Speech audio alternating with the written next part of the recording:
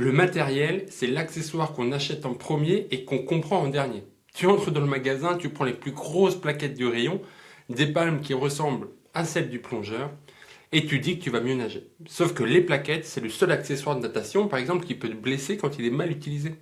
Et les palmes de plongée en bassin, elles vont rien t'apprendre. Bonjour, c'est Théo, bienvenue dans Swim Smart. Swim Smart, c'est quoi? C'est le média qui aide les adultes à remettre la natation dans leur vraie vie. Pas pour devenir champion, pour arrêter de tourner en rond, de stagner, longueur après longueur, et nager avec intention au lieu de nager en pilote automatique. Et donc Swim Smart, c'est tout un écosystème de contenu gratuit, comme ce podcast et la newsletter, et de contenu payant, des formations, des programmes, des plans mensuels. Et chaque semaine, le mercredi, j'invite quelqu'un du monde de l'eau, et le samedi, je prolonge le sujet tout seul. Cette semaine, on va parler de matériel, pas pour te dire quoi acheter, mais pour te montrer comment réfléchir avant d'acheter. Parce qu'un accessoire, c'est un outil. Et un outil sans direction, sans intention, c'est juste un objet que tu traînes au fond de ton sac. Et je préfère être clair tout de suite, cet épisode, c'est une collaboration commerciale avec la Maison de la Piscine. J'ai la chance, et merci à la Maison de la Piscine, que cette structure soit partenaire de Swim Smart.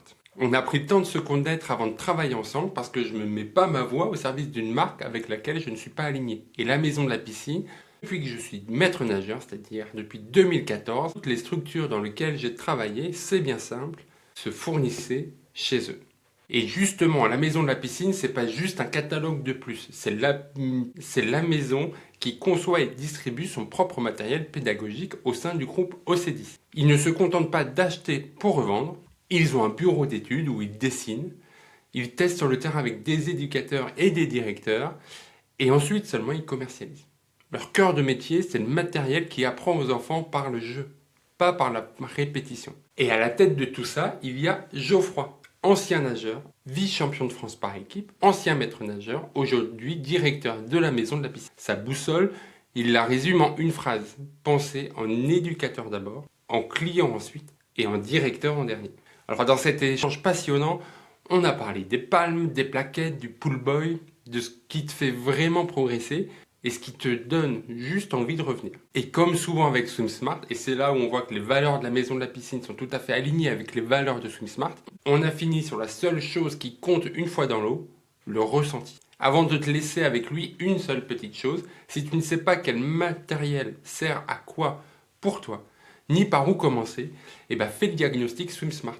10 questions, 3 minutes, et tu sais ce qui bloque vraiment ta progression, et surtout tu reçois le plan d'action directement dans ta boîte mail. C'est sur swimsmart.fr/diagnostic, et tant que tu es sur swimsmart.fr, va à swimsmart.fr/224, tu retrouveras tous les liens de cet épisode, les notes, d'autres informations. Voilà, à chaque fois, chaque épisode, j'enrichis un peu, et donc tu auras plein de nouvelles informations.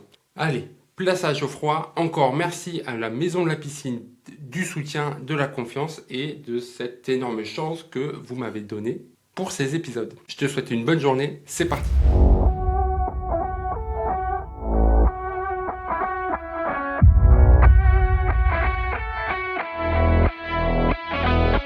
Bonjour Geoffroy, bonjour, comment vas-tu? Bonjour Théo, écoute, ça va très très bien. Journée ensoleillée dans le nord, donc on est très bien. Oui, ça fait du bien, on a de la chance. On est tombé sur une journée printanière, limite chaud. Donc ça fait toujours beau dans le nord. C'est ça.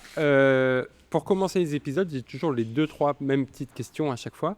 La première question que je pose, c'est est-ce que tu connaissais Swim Smart avant qu'on prenne contact pour cet échange et qu'on le prépare, ou est-ce que tu m'as découvert quand on s'est contacté?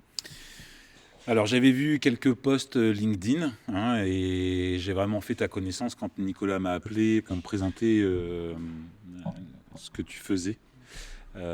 Et ce format, et c'est vrai que j'ai été tout de suite séduit par le podcast et ce que tu faisais. Je pense que c'est hyper important que le grand public connaisse un petit peu ce qu'est la natation aujourd'hui. Voilà, alors je pose cette question comme ça. Moi ça me fait prendre conscience qu'il faut que je bosse un peu ma communication, parce que c'est souvent, non, je ne connaissais pas. Mais je suis d'accord avec toi, je trouve que c'est important parce que j'ai l'impression que de plus en plus de personnes ne se contentent pas juste d'aller à la piscine pour nager, faire la longueur, mais qui veulent un peu comprendre comment ça fonctionne, quels sont les choix qui sont faits par chacune des structures. Et je pense que c'est pour ça que c'est important de prendre le temps de parler de ça. Mais Tu sais, quand tu prends le grand public, tu as à peu près entre 15 à 18 millions de pratiquants. Alors ça peut être juste occasionnel une fois dans l'année, comme des nageurs qui vont 2 à 3 fois semaine, voire même plus. Je pense que les gens qui y vont, tu as plus de la moitié qui vont nager juste par réflexe. Ça devient un mode de vie, bien sûr, hein, et qui est très sain. Mais je pense qu'ils vont juste nager par réflexe sans savoir ce qu'ils doivent faire. Ouais. Bah, c'est sûr. Et quand moi je parle que je dis on peut prendre du plaisir en nageant et qu'il faut, parce que c'est ça qui va te faire revenir, c'est aussi en comprenant l'écosystème piscine, l'écosystème centre aquatique. Il n'y a pas longtemps, je parlais avec un auditeur et qui ne comprenait pas pourquoi il y avait par exemple 2 pédiluves. Mais parce qu'on n'a jamais pris le temps de dire, bah oui, bah on a un pédiluve, parce qu'on s'est rendu compte que les gens gardaient leurs chaussures, alors que si tu mets un pédiluve, ça le force à l'enlever, du coup, on gagne du temps comme ça, quoi. Et je pense qu'on a, alors parce que on est aussi d'anciens éducateurs, et je pense qu'on a un rôle qui va au-delà de la surveillance, au-delà de juste l'enseignement de la natation. Parfois c'est compliqué, mais plutôt que de surveiller un bassin, il n'y a rien qui nous empêche d'aller corriger un client ou un adhérent où on voit que sa nage n'est pas bonne, ça va lui faire mal sur le long terme. C'est quelque chose que j'ai jamais compris pourquoi en fait ça ne les alerte pas plus. Il y en a qui le font en France, je dis pas qu'il y a personne qui le fait, mais je pense que c'est super, super important. Oui, et puis en plus, et ça aide aussi à rester concentré, tu sais, le fait de pas être assis sur la chaise, mais de faire le tour et puis de dire attention, voilà, quand vous ramenez vos jambes en brasse, attention, faites attention à ce que les talons se touchent, mais pas les doigts de pied, comme ça va pas vous faire mal au bassin à force. Ouais, Ça, mais ça même prend 10 donner un secondes, éducatif ouais. pour que la personne elle progresse, c'est important. Ouais. Et ce que tu viens de dire, c'est intéressant parce que tu vois, sur 1 heure de surveillance, je connais plus exactement le chiffre précis, mais je crois qu'en surveillance active, un éducateur, il doit surveiller réellement 8 minutes sur l'heure. Ouais. Ça fait peur, Ouais. mais c'est... Voilà. Ah non, mais moi mais c'est un métier qui est extrêmement compliqué. Et moi, je pense que c'est ce genre de choses qui facilite tout et puis qui en plus donne une bonne image. On parle souvent de la mauvaise image des maîtres nageurs. Ouais, alors C'est- attention, ils ont quand même beaucoup de responsabilités sur les épaules. Ah oui, oui. C'est toujours la même chose quand tu échanges avec des éducateurs, avec des directeurs ou même avec le public. Quand il n'y a aucun accident, c'est génial. Par contre, quand il y en a un, c'est pas drôle quand même. Ouais. Il y a toute une chaîne et un process derrière qui est pas forcément facile à vivre. Bah, je suis justement en train de préparer une série avec Quentin Duquesnoy, qui est un expert en sécurité, justement sur Je connais. qui viennent, qu'on parle d'un fait qui s'est produit, pas pour être Oui. donneur de leçons, mais pour se rendre compte que c'est possible, que ça arrive, parce qu'on a l'impression que ça arrive jamais, mais si, ça arrive. Et de voir comment chacun à sa hauteur, que ce soit les maîtres nageurs, mais aussi les usagers, parce qu'ils ont un rôle à jouer quand il y a un accident. Donc Bien voilà, sûr. c'est en préparation, parce que je pense que c'est important aussi de sensibiliser là-dessus et d'en parler. Et c'est le genre de message qu'on n'appuiera jamais assez trop, jamais trop. Quoi. Hyper intéressant et en plus, je pense que ça donne aussi de la crédibilité que parfois les gens ne voient pas chez un éducateur. Ouais. Donc ça va être intéressant, surtout Quentin, je le connais, j'ai aussi travaillé avec lui il y a longtemps, mais ça va être intéressant. Bah, justement, est-ce que tu peux te présenter rapidement pour ceux qui ne te connaissent pas encore Oula, à partir de quel âge je dois me présenter? C'est toi qui vois. Chacun fait à sa sauce. Je vais faire rapide. Je suis ancien nageur d'un petit club de natation qui s'appelait Montreuil-sur-Mer et pour autant on avait un super entraîneur qui est malheureusement décédé aujourd'hui, mais pour lequel j'avais quand même beaucoup de respect. Ça reste notre entraîneur. J'ai bifurqué après sur le rugby parce que ma famille faisait du rugby. Et puis j'ai passé mon BESAN à l'époque, c'était encore les BE et non pas les BP. Ça nous rajeunit pas du tout. Et voilà, donc j'ai eu un BE, un BESAN et un BEMF par la suite, parce que la remise en forme aquatique m'intéressait beaucoup. J'ai fait ma carrière au début en tant que maître nageur, puis directeur de piscine. Et je suis arrivé par hasard en tant que commercial à la maison de la piscine. Et après ça, j'ai eu une période d'arrêt pour X raisons et je suis revenu en tant que directeur de la maison de la piscine. D'accord. Et c'est à ce titre que tu es là, donc c'est une collaboration commerciale, il faut être transparent là-dessus. Et voilà, mais on a pris notre temps pour la mettre en place, pour se découvrir, pour se connaître, avant de se dire on a envie de collaborer ensemble. Et c'est à ce titre que tu es là, directeur de Maison de la Piscine. On va beaucoup parler de matériel, de l'importance du matériel. Mais avant d'approfondir le sujet, est-ce que tu te rappelles ton début d'histoire avec l'eau? Comment tu as découvert l'eau, la natation? Est-ce que tu t'en souviens ou pas? Ou ça remonte trop? Non, je m'en souviens. Je sais que je me fais vieux, mais ça, je m'en souviens encore. Et tout simplement, un été où ma mère nous a appris à nager, nous a inscrits à des cours de natation avec mes frangins, juste pour apprendre à nager. Et celui qui m'apprenait à nager a été mon entraîneur par les suites. Celui qui m'a appris en me disant toi, tu devrais pas être mauvais, viens par ici. Voilà. Donc j'ai été le seul de mes 3 frangins à l'époque. J'ai plus de frères, mais des 3 où on apprenait à nager cet été-là ou qui a continué la natation. Voilà. Mais du coup, un bon début d'histoire. Je pense que c'est marrant parce que j'ai souvent repensé à tu vois, comment tu commences à. J'étais plutôt. Je me souviens d'avoir eu une peur à un moment pendant que j'apprenais à nager. Et après, j'ai envie de dire, tu deviens un peu, on te formate en tant que nageur à nager d'une telle façon, par les éducatifs, l'entraînement. Mais j'ai d'énormes souvenirs et qui sont tous très très bons. Ce qui est drôle, c'est qu'aujourd'hui, dans ma position, je revois d'anciens nageurs d'autres clubs du département, de la région, avec qui on a été vice-champion de France par équipe en 93 à Rennes. C'était la première fois que le Nord-Pas-de-Calais était vice-champion de France, donc féminine et l'équipe masculine confondue. Et je revois des potes, Vincent Petit, Vincent Delbecq, où on se recroise. La famille Petit on est de la même année, donc tu vois, ça fait plaisir de les revoir, de voir ce qu'ils sont devenus aussi. Bon, il y a le petit frère de Vincent aussi, Thomas, mais ouais, avec le Nord-Pas-de-Calais, j'ai eu des souvenirs immenses. Tu sais très bien qu'on a aussi de la réussite, mais aussi des échecs. Voilà. Mais ouais, on était. Je me souviens de cette finale du 4x200 nage libre lors des championnats de France par équipe, où on fait un super temps avec Francis Luis à l'époque. Qui était directeur. Je suis pas tout jeune, j'ai pas 20 ans non plus. Il y a d'énormes souvenirs, mais mon premier contact avec lui, en tous les cas, mes premiers contacts, ça a été d'abord d'apprendre à nager avec une légère peur. Donc c'est marrant de voir après l'évolution d'un enfant qui peut-être a pas la trouille, il n'est pas terrorisé, mais qui n'est pas non plus à l'aise avec ce milieu. Et voir l'évolution, c'est important. Maintenant, effectivement, j'ai plus des souvenirs de nageurs, de compétiteurs, avec l'objectif du résultat, d'être premier ou deuxième, ou peu importe.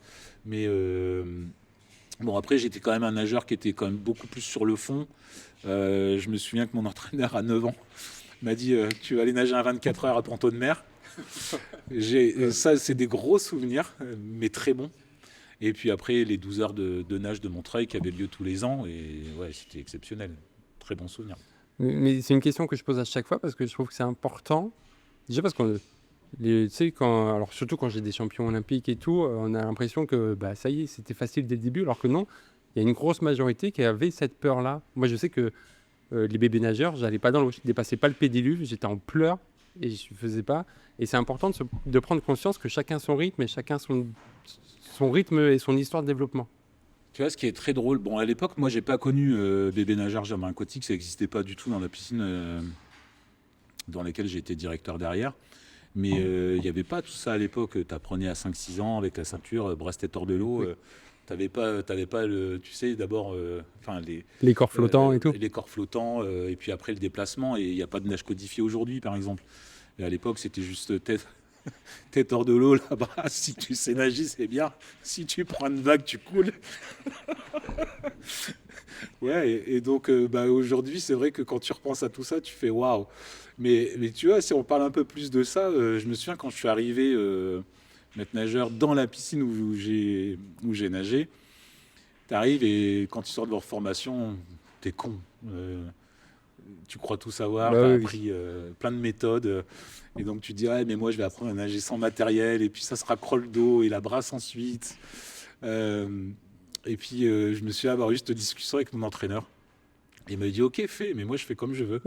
Mais le résultat à la fin, c'est qu'au bout d'un an, en fait, tout le monde sait nager les mêmes choses. Et donc, quand on part sur du long, pas sur les 10 séances, mais tout au moins quand tu vas régulièrement à la piscine. Donc voilà. Ouais. Mais non, c'est intéressant. Et je trouve que c'est le gros pouvoir de la natation. C'est que tu as plein de chemins différents pour te l'approprier et apprendre à nager. Et j'ai l'impression qu'il y a moins ça avec les autres sports. Il y en a qui vont se dire, moi je vais d'abord avancer et après j'apprendrai à faire un équilibre. D'autres qui vont commencer par l'équilibre parce qu'ils ont besoin de sécurité et tout. Et cette variété dans l'apprentissage, c'est ce que moi j'aime bien dans la natation, quoi. Ben, il y a de ça, il y a aussi la façon dont tu enseignes en fait. Peut-être que tu vas enseigner sans matériel, peut-être que tu vas enseigner avec du matériel. Tu vas être plutôt un metteur en scène de l'espace qui est vide pour un enfant et de l'amener justement. Déjà, je pense que la priorité jardin aquatique, c'est d'avoir un savoir sécuritaire. Ouais. Tu tombes à l'eau, tu sais rejoindre peu importe la nage, mais ce savoir. Peu importe comment tu apprends, la natation, forcément, quand tu vois Léon Marchand aujourd'hui, bon, tu as fait de la natation, j'en ai fait, waouh, t'es impressionné. Alors, Mais- je me permets, tu m'as vu nager ce matin, tu aurais pu me citer moi, comme quoi c'était impressionnant. Mais a priori, bon. Je sais voilà, pas pourquoi j'ai vite tourné la tête, mais c'était parce que j'avais du travail. Euh, Non, mais forcément, tu sais que c'est un sport qui est chronophage et énergivore et que parfois ton entraîneur a ses phases d'entraînement pour arriver au résultat le jour J. Des fois, tu arrives au résultat un mois avant la compète ou un mois après. Ouais. Avant l'heure, c'est plus l'heure. Voilà, c'est un sport qui est très exigeant et tu n'as pas forcément les résultats. Il faut bouffer du kilomètre, compter du carreau. Et donc, ouais, tu as forcément du respect quand tu as nagé au niveau où on a nagé. Moi, j'ai arrêté à 12 ans parce qu'à l'époque, la piscine, le toit s'était effondré, donc j'ai dû arrêter. Donc, j'ai pu furquer vers le rugby parce que je suis issu d'une famille de rugbyman. Mais ouais, c'est un sport qui est exigeant et à la fois en même temps, je pense que dans tous les sports, tu as aussi cette phase un peu physiologique où tu es prédestiné ou pas. Oui, tu as une partie, oui, forcément. S'il fait tout ce qu'il fait, c'est parce qu'il est hyper lax. Tu ressens ou tu ressens pas ta glisse, ton placement de main, etc. On va pas rentrer dans les trop techniques, mais parce que je suis pas on peut. plus technicien que ça. Il y a des gens qui sont certainement bien plus techniques. Mais tu sais comme moi qu'effectivement, si tu t'entraînes pas, tu n'apprends pas les éducatifs et tu répètes le mouvement des milliers de fois, ça va pas passer, quoi. Bah ouais, non, c'est sûr. Et une autre question que je pose à chacun des invités, parce que on entend trop souvent des gens qui disent non, mais moi je suis pas fait pour ça, ou je suis pas nageur. Est-ce que toi tu te considères ou tu t'es considéré comme nageur? Et si oui, à quel moment? Ah, elle est pas facile, hein. Alors c'est une très bonne question. Alors, ce qui était un peu bizarre, c'est que à l'époque, quand je nageais, c'était vraiment un plaisir, mais je prenais plus de plaisir à l'entraînement qu'en compétition. Et pourtant, on se tirait la bourre avec Petit, avec Vincent, enfin les deux Vincent, Delbecq et Vincent Petit, on se tirait la bourre. Mais tu vois, mon entraîneur me préparait pour un 400, je vais faire 4 fois 4 minutes, mais j'arrive en compète, je fais 4 minutes, je suis incapable de descendre en dessous. Ouais. Tu vois ce que je veux dire, c'est quand est-ce que je me suis senti nageur à des moments clés, quand tu as des résultats. Et je pense que l'une des plus belles victoires, ça a été quand on a été vice-champion de France par équipe. Bah, tu Ça a été hyper marquant. Tu deviens pote avec tes concurrents. Tu sais très bien que tu es prêt de foutre sur la gueule quand tu es dans l'eau. En tous les cas, tu as la harde, tu veux gagner, quoi. Voilà. Mais ouais, cet échange, je pense que c'est là où j'ai compris l'importance de tout le travail qui avait été fait au préalable de par mon entraîneur ou de par l'exigence de ma mère aussi qui m'a poussé, parce que on ne voit pas, mais tu as aussi des parents qui sont derrière et qui vont pousser, qui vont t'aider, qui vont t'encourager. Je me souviens quand je faisais les 12 heures de natation, au bout de la 10e heure, je pleurais dans mes lunettes, mais je continuais. Voilà, tu vois, c'est toutes ces sensations, mais là où je me suis vraiment senti nageur, c'est quand il y a cette compétition. Il y en a une autre qui m'a marqué énormément. On devait avoir 11 ans, entre 11 et 12 ans. Compétition à Grande-Synthe. Et 200 mètres nage libre. J'étais pas du tout un sprinter. Moi, les 200 mètres, j'aime pas du tout. J'étais plus à l'aise quand il fallait nager 400, 1500. Voilà. Plus nageur de fond, mais il y a ce 200 mètres. Et mon entraîneur, il me met la pression, on devait tourner autour de 2,13 pour moi, et tu as Vincent Delbecq qui doit être à 2,17. Pour le 200 mètres. Parce qu'il y en a qui vont penser 2,13 au 100, c'est pas ouf. Non. Mais c'est 2,13 pour les 200 mètres. Excusez-moi. Et en fait, il est la série avant moi, et le couloir juste à la 4. Et je me dis, bon, de 17, c'est bien s'il fait 2,12 ou de 13, tu vois, s'il fait le même temps que moi. Sauf que là, il touche et je crois qu'il doit faire 2,04. Oh, la pression Donc, que il ça avait. explose. Ah oui, la pression. Et donc là, j'ai une pression qui monte. Et je pars. Tu sais bien que tu as ton entraîneur qui est sur le bord du bassin et qui te montre et que soit plus vite, soit constant, etc. Ouais. J'arrive à la fin du 200 mètres et au moment où je touche, forcément, le premier réflexe, c'est que tu regardes ton entraîneur. Et je me souviens toujours de son geste où il fait... Et là, je me dis, putain, je me suis chié dessus. Et en fait, je sais plus, je dois toucher, je dois faire 2,01 ou 2,02, je sais plus, tu vois. Et là, forcément, tu as cette sensation où tu dis, mais waouh, tu vois, le boulot qu'on a fait, et tu sais à quel point c'est difficile de s'entraîner. Là, tu dis, ouais, ça a payé, Mais du coup, on se retrouve avec un Vincent Pecci qui est à 2,0 au 200, je dis 2,01, et l'autre Vincent Delbecq qui est à 2,03, mais qui va descendre aussi son temps quand on fait la finale du 4x2. Donc tu vois, tous ces moments-là, alors je suis désolé pour le 4e nageur, je m'en souviens plus. Je suis désolé, non mais j'ai la mémoire qui flanche aussi. Mais tu vois, ça fait partie des trucs où là, je me suis vraiment senti nageur et aussi en équipe. Oui, parce que tu as cette concrétisation de tout l'entraînement, quoi. Parce que, je sais pas si tu t'entraînais quotidien, bi-quotidien à l'époque, mais ça fait des heures d'entraînement et où tu vois pas. La dernière année, on était à 2 entraînements jour, excuse-moi. Oui, parce et ce qui était très 2 entraînements drôle, l'année, ça fait un peu léger. ouais, Quoi. ça fait léger. Bon, tu sais, on était tellement fort dans le Nord-Pas-de-Calais. Faut bien brosser la région natale. Je me souviens aussi d'entraînement quand je partais en compétition qui était mais plus que difficile pour moi. Quand je discute ou quand on a rediscuté, parce qu'on s'est revus aussi, c'était des nageurs qui nageaient parfois 5-6 bornes par entraînement. Moi, je devais être à 3 km 200. Mais en fait, j'avais un entraîneur qui était très porté sur l'éducatif. Et donc, on faisait beaucoup d'éducatif. On bouffait du kilomètre. Au début de l'année, le travail foncier, il faut le faire. Le foncier, on en bouffait. Mais après, dans l'année, il n'y avait plus que de l'éducatif. Enfin, pas plus que, mais à 90% de l'éducatif. Donc, quand tu fais entre 3,2, 3,7, 3 km 7 maximum par entraînement et que tu arrives en sélection et que tu bouffes 6 km. Ah, ça pique. Ouais, ça pique un peu, ouais. Ouais, ça pique. Ça pique.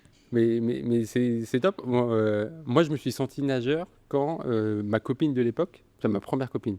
Alors, je suis pas amoureux de décor, hein, donc, ma première copine m'a dit, tu sens le chlore.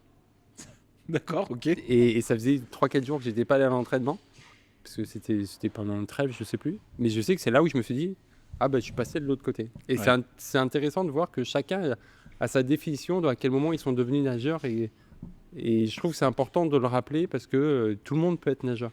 C'est en fonction de son niveau à lui, de ce qu'il recherche, de ce qu'il veut. Mais je pense que quand tu es ado ou pré-ado, tu réalises pas tout ce que tu fais. Ce que tu as vécu. Après, moi, j'ai eu une carrière qui s'est arrêtée, entre guillemets, trop jeune. J'avais la possibilité de partir au sport-études de Dunkerque et en fait, j'ai préféré aller jouer au rugby avec mes frangins, en fait. Voilà. Donc, mais j'en ai pris conscience quand j'ai passé mon Bézanne.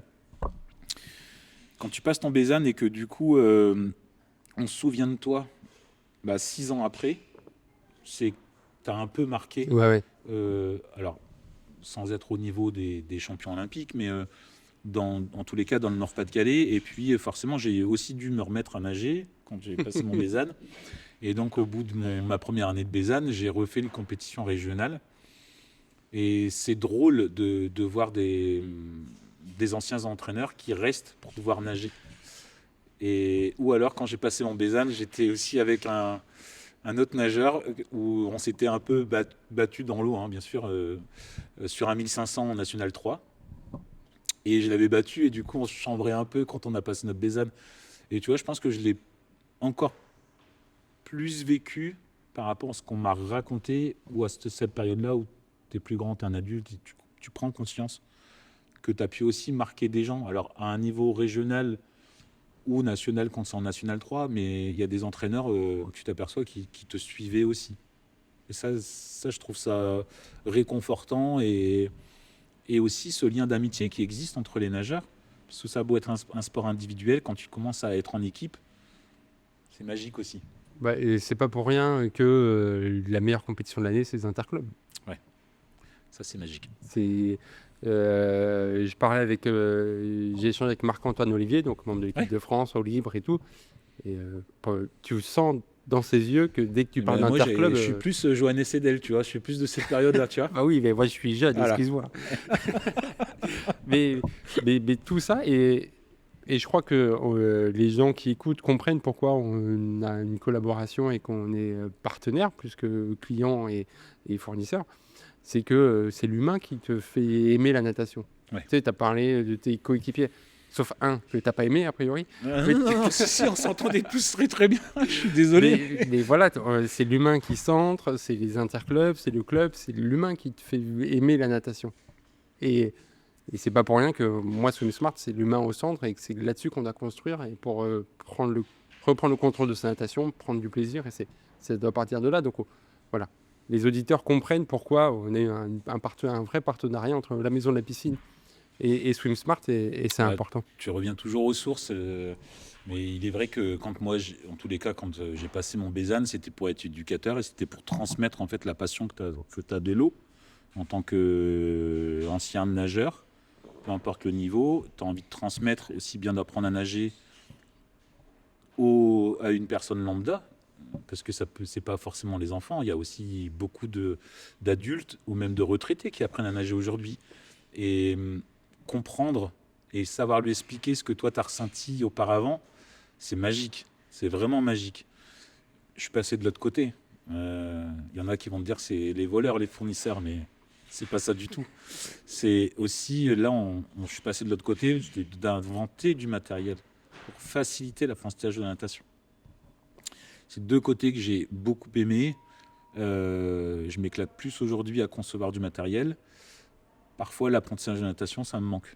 Et j'ai besoin de retourner sur le terrain, échanger avec des directeurs, d'anciens potes ou peu importe, un éducateur lambda aujourd'hui dans X piscines en France. Leur retour, il est toujours important sur le matériel que tu crées. Et aussi comment eux feraient à ta place. Donc, c'est hyper enrichissant. Peu importe le statut, peu importe ton métier, tant que tu es passionné, je pense que l'essentiel est là. Mais moi, j'étais maître nageur, j'étais entraîneur, j'étais coordinateur aquatique. Et il y a un moment où j'ai cru que j'aimais plus la natation, plus la nage. Et en fait, c'est juste que je travaillais plus assez avec des gens passionnés. Et du coup, ça m'a démotivé. Et là, le fait de lancer SwimSmart, de choisir avec qui je travaille, avec qui je collabore, avec qui j'échange, je rencontre que des gens passionnés. Et du coup, ça me refait aimer le monde de la natation alors que je pensais que c'était mort, quoi. Après, il y a plein de facteurs qui entrent en ligne de compte. Tu as toujours ta vision de la natation, tu as toujours ta vision du métier. Je pense que si les gens ils s'écoutaient un peu plus, on travaillerait mieux dans les piscines. Ouais. Et c'est un des, entre guillemets, avantages du Covid, c'est qu'à ce moment-là, les gens ils ont pris conscience que le bien-être de chacun, il est important, et c'est pas parce qu'on pense à son bien-être qu'on va devenir un vieux con. On oublie vite. Là, on parle de sport, on parle de natation, mais voilà, le retour à l'essentiel, ça a duré qu'un temps. Ouais. Voilà. Donc, tant mieux si les gens ils ont pratiqué un peu plus de sport, ils ont pris conscience aussi qu'il fallait peut-être être plus, je sais pas, dans la relation humaine en tous les cas. Mais je pense aussi, t'oublies très vite. T'oublies vite, mais c'est important. Carrément. Pour moi, c'est l'essentiel. Mais Le reste, après, de la façon, c'est ce qu'on disait tout à l'heure, que tu nages la brasse en premier, le crawl d'eau derrière, tu as toujours eu ces batailles entre eux, tu sais, à l'époque, on Cato, et puis après, tu en as d'autres aussi qui avaient leur propre méthode. Et en fait, la sagesse, au fur et à mesure des années, l'enseignement te dit, peu importe comment tu fais, le principal, c'est d'arriver au bout. Mais c'est Voilà. ça, ouais. Et la natation, ce qu'il y a de bien, c'est que tu n'as jamais de faim. Je disais tout à l'heure, tu as encore Marchand qui vient d'exploser de trucs. Tu te dis, voilà, où est-ce qu'il va s'arrêter Oui, ce qui mec vient de gagner. Alors aujourd'hui, il vient de gagner un 200 mètres d'eau et un 200 mètres de brasse dans Ouais. la même compète. Autant dire que c'est les nages les plus éloignés sur les 4 nages. Quoi. Exactement. Tu as une nage qui est Et- complètement asymétrique. Ouais, mais en fait, je pense que l'essentiel, c'est que tes auditeurs, ils comprennent qu'en fait, ils vont progresser s'ils prennent le temps d'écouter. Si De demain, s'abonner. De s'abonner aussi par tes conseils. La natation, tu apprends toujours. Et la preuve, tu as notre champion olympique qui apprend encore aujourd'hui. Donc, elle est où sa marge de progression? Elle est encore peut-être exponentielle ou pas. Mais peu importe quel niveau tu as, tu peux apprendre tout le temps. C'est comme la vie en fait. Dans la vie, tu apprends tous les jours. La natation, c'est pareil. Ben voilà, on n'a pas encore commencé à effleurer le sujet du podcast, qu'on a déjà fait un superbe échange. Et je voulais prendre 30 secondes pour remercier l'endroit où on est. On est dans une brasserie à Erquin. Je sais même pas la ville où on est. C'est à Ether dans le 59. À Ether, voilà. Ceux qui ne savent pas le prononcer diront Esther, mais c'est Ether. C'est Ether, on est à l'Open Brasserie et ils sont très. Voilà. Parce que c'est sûr que là, on est en train de filmer, on est en train d'enregistrer, donc j'ai demandé l'autorisation. Et ils m'ont dit oui, il n'y a pas de souci. Si monsieur l'intervenant veut boire un moment, on fait signe et tout. Donc si à un moment, monsieur l'intervenant, tu veux boire quelque chose, tu fais signe et ils arriveront. Mais blague à part, on arrive au sujet de l'épisode du jour. Le matériel. C'est un élément indispensable parce qu'on n'est pas tout nu quand on va nager. Donc chacun a son matériel en nageant. Alors, je pense que là, c'est pareil, on ne sera pas tous d'accord. Et c'est normal, et tant mieux. Et c'est ça qui fait qu'on Mais progresse. c'est ça qui fait qu'on va échanger, mais c'est vrai que tu sais, c'est comme celui qui a jamais fait de vélo et qui va s'acheter le meilleur vélo et le meilleur équipement, les meilleures chaussures. T'en as qui vont vouloir se mettre à la natation parce qu'ils savent nager, ils vont acheter tout de suite des grosses plaquettes, d'équipements de fou. Sauf que les plaquettes, ça a un but, ça a un objectif précis, qui est de ressentir les sensations aussi de la prise d'eau par la main. Et des fois, malheureusement, tu vois des gens qui n'ont pas la technique. Alors, quand je parle pas de technique, on va pas leur demander d'être précis, mais tu sais, il y a un bras tendu qui arrive fort, tu sais très bien que ça peut te créer des tendinites, etc. Dans l'eau, contrairement à ce qu'on pense, c'est plus tu es détendu et plus tu glisses. Ouais. Et plus tu es contracté et moins tu avances en fait. C'est un peu...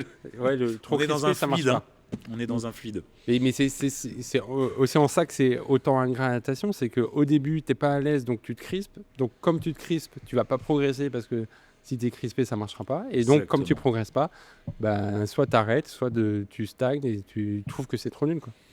Exactement ça. Après, je pense que quand tu n'as pas été nageur et tu n'as pas cette souplesse des articulations, et là on va parler par exemple des palmes, on va attaquer le sujet des palmes, quand tu n'as pas été nageur, tu n'as pas cette souplesse au niveau de la cheville.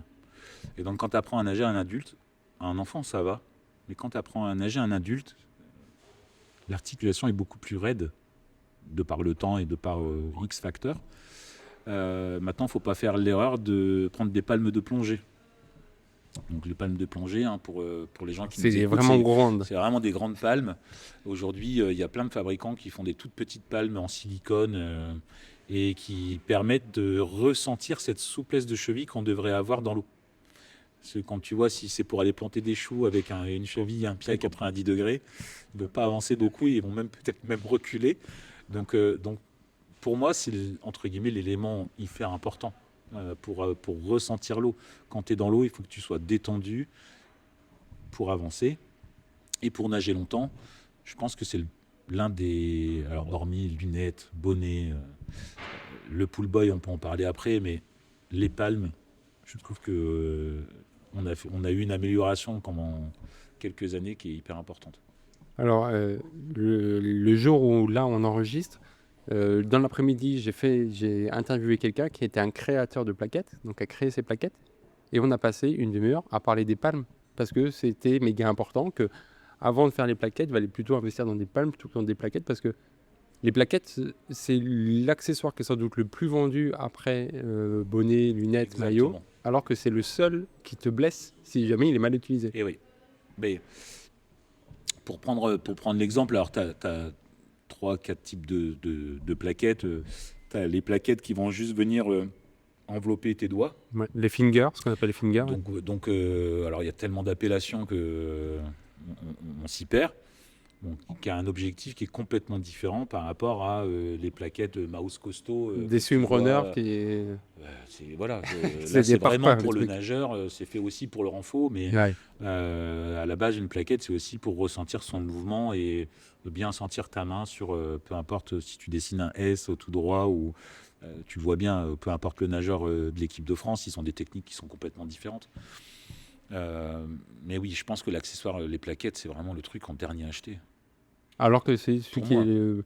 Mais c'est là toute la différence, et je crois que c'est quasiment la première phrase que tu as dit, c'est que le matériel, c'est un outil, et donc il faut qu'il y ait l'outil quand il y a une direction, quand il y a une intention. Si tu dis juste, je prends cet outil parce que c'est à la mode, parce que tout le monde fait et que je verrai bien, bah, c'est que ta pensée n'est pas faite correctement, quoi.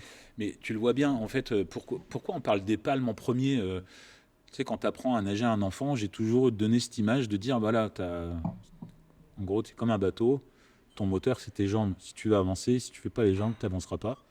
Et puis le gouvernail, c'est tes bras. Même si, effectivement, quand tu pousses sur les bras, ça te fait avancer. Oui, alors, je mets un bémol, hein, parce que moi, je me base sur les gens qui disent, j'avance pas quand je fais des jambes. Voilà. Évidemment, c'est normal. C'est pas le but principal d'avancer avec les jambes. Mais vas-y, continue. Bon, voilà, c'était imagé. Donc voilà, pour moi, le principal, c'est d'abord les palmes. D'accord, vraiment. Et ensuite, tu as des accessoires qui vont t'aider à la flottaison. Tu as le pull boy, par exemple. Euh, peu importe où vous le placez, il y en a qui le placent entre les cuisses, il y en a d'autres qui vont le placer entre les chevilles. La bonne pratique, bah, ça va dépendre. À la base, c'est aussi pour te concentrer sur les mouvements de tes bras et ne pas penser à tes jambes, justement. Si tu n'en fais pas énormément, forcément, ton corps il est à l'oblique, et avancer à l'oblique plutôt que à l'horizontale, c'est un peu, tu vas t'épuiser beaucoup plus vite, surtout pour Ouais. les nageurs non réguliers ou qui viennent qu'une fois par semaine. Si vous avez envie de progresser, la première des choses, c'est de gagner en horizontalité. Oui, de réduire cette surface mètre couple. Alors normalement, les auditeurs le savent parce que j'ai fait tout un épisode sur la formule R est égal KSV carré pour comprendre pourquoi c'est important d'être à l'horizontale. Et j'ai fait un autre épisode sur le pull boy cheville ou cuisse mais tout est là. J'ai un outil, j'ai un accessoire. Pourquoi je l'utilise et comment je l'utilise. Et c'est là où il faut prendre le temps de réfléchir à cette question et du coup à trouver le matériel adapté. Exactement, c'est important. Voilà. Après, quel matériel utiliser bon, après, tu as le maillot de bain, les lunettes, le bonnet. Peu importe le type de bonnet, tu vois, aujourd'hui, il y a des bonnets qui sortent où tu peux mettre la queue de cheval et tu as la forme du bonnet avec la queue de cheval. Ah, putain, j'ai pas vu ça T'as encore. jamais vu? Non. Après, je suis pas sûr d'être la cible vu que j'ai de moins en moins de cheveux. Je suis pas sûr d'être la Non, cible. moi non plus. Non, mais tu vois, c'est hyper intéressant plutôt que de galérer quand tu as un bonnet silicone ou tu as connu quand on prenait l'eau et que tu l'agitais, Oui. ça se mettait tout seul. C'est la marque italienne qu'on distribue, Aquareville, qui. C'est la première fois que je voyais des bonnets où ils ont pensé à faire la queue de cheval. Putain, va falloir que je teste ça, que je fasse Ouais, tester donc c'est ça à ma marrant, femme. mais c'est marrant. Peut-être que parce que je m'y suis pas intéressé avant, en tous les cas, mais quand je l'ai vu arriver il y a 2 ans, j'ai fait waouh, c'est plutôt une bonne idée. Le bonnet va pas te faire avancer plus vite, même si tu as moins de frottement, moins de. Oui, Mais en je tous pense les qu'à cas, notre niveau, on Voilà, va pas être voilà, là-dessus. c'est pas le. Mais tu as différents types de bonnets, et puis tu as des bonnets aussi pour les pros, qui sont pas conçus pareil. On va pas rentrer dans le détail puisque c'est pas le cœur de cible, mais voilà. Après, bien choisir ses lunettes aussi, je pense que c'est important. Le confort, ceux qui aiment les suédoises, tant mieux, mais en général, ça fait plutôt mal au début. si tu les limes pas. Je sais pas si tu te souviens, quand tu devais monter avec ta ficelle au milieu, et qu'après, tu avais quand même les bords qui étaient assez tranchants. Oui.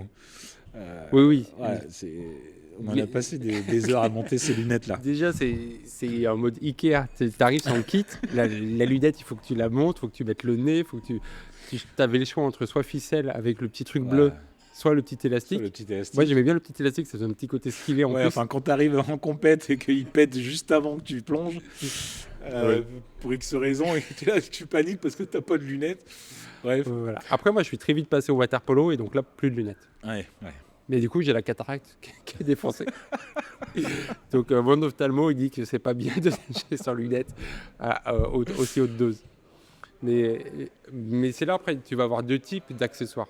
Tu vas avoir l'accessoire qui va créer l'envie d'aller nager. Et il ne faut pas le négliger, celui-là. Le côté, je choisis un beau maillot de bain parce que je vais avoir envie d'aller à la piscine, donc ça va me faire progresser. Il est important, celui-là. Et après, tu vas avoir l'accessoire qui te fait progresser en natation. Et c'est vraiment deux familles différentes. Il n'y en a pas une mieux que l'autre, mais il faut faire attention aux deux. Je pense qu'après, une fois que tu as acheté du matériel aussi, il ne faut pas hésiter à demander aux éducateurs qui sont présents sur le bord du bassin d'avoir des conseils, tout simplement. Oui, parce qu'on n'y pense pas, mais c'est le seul sport, je crois, où quand tu vas le pratiquer, tu as un spécialiste tout le temps là. Tu sais, tu peux aller au City ou faire du foot, du basket, tu es tout seul.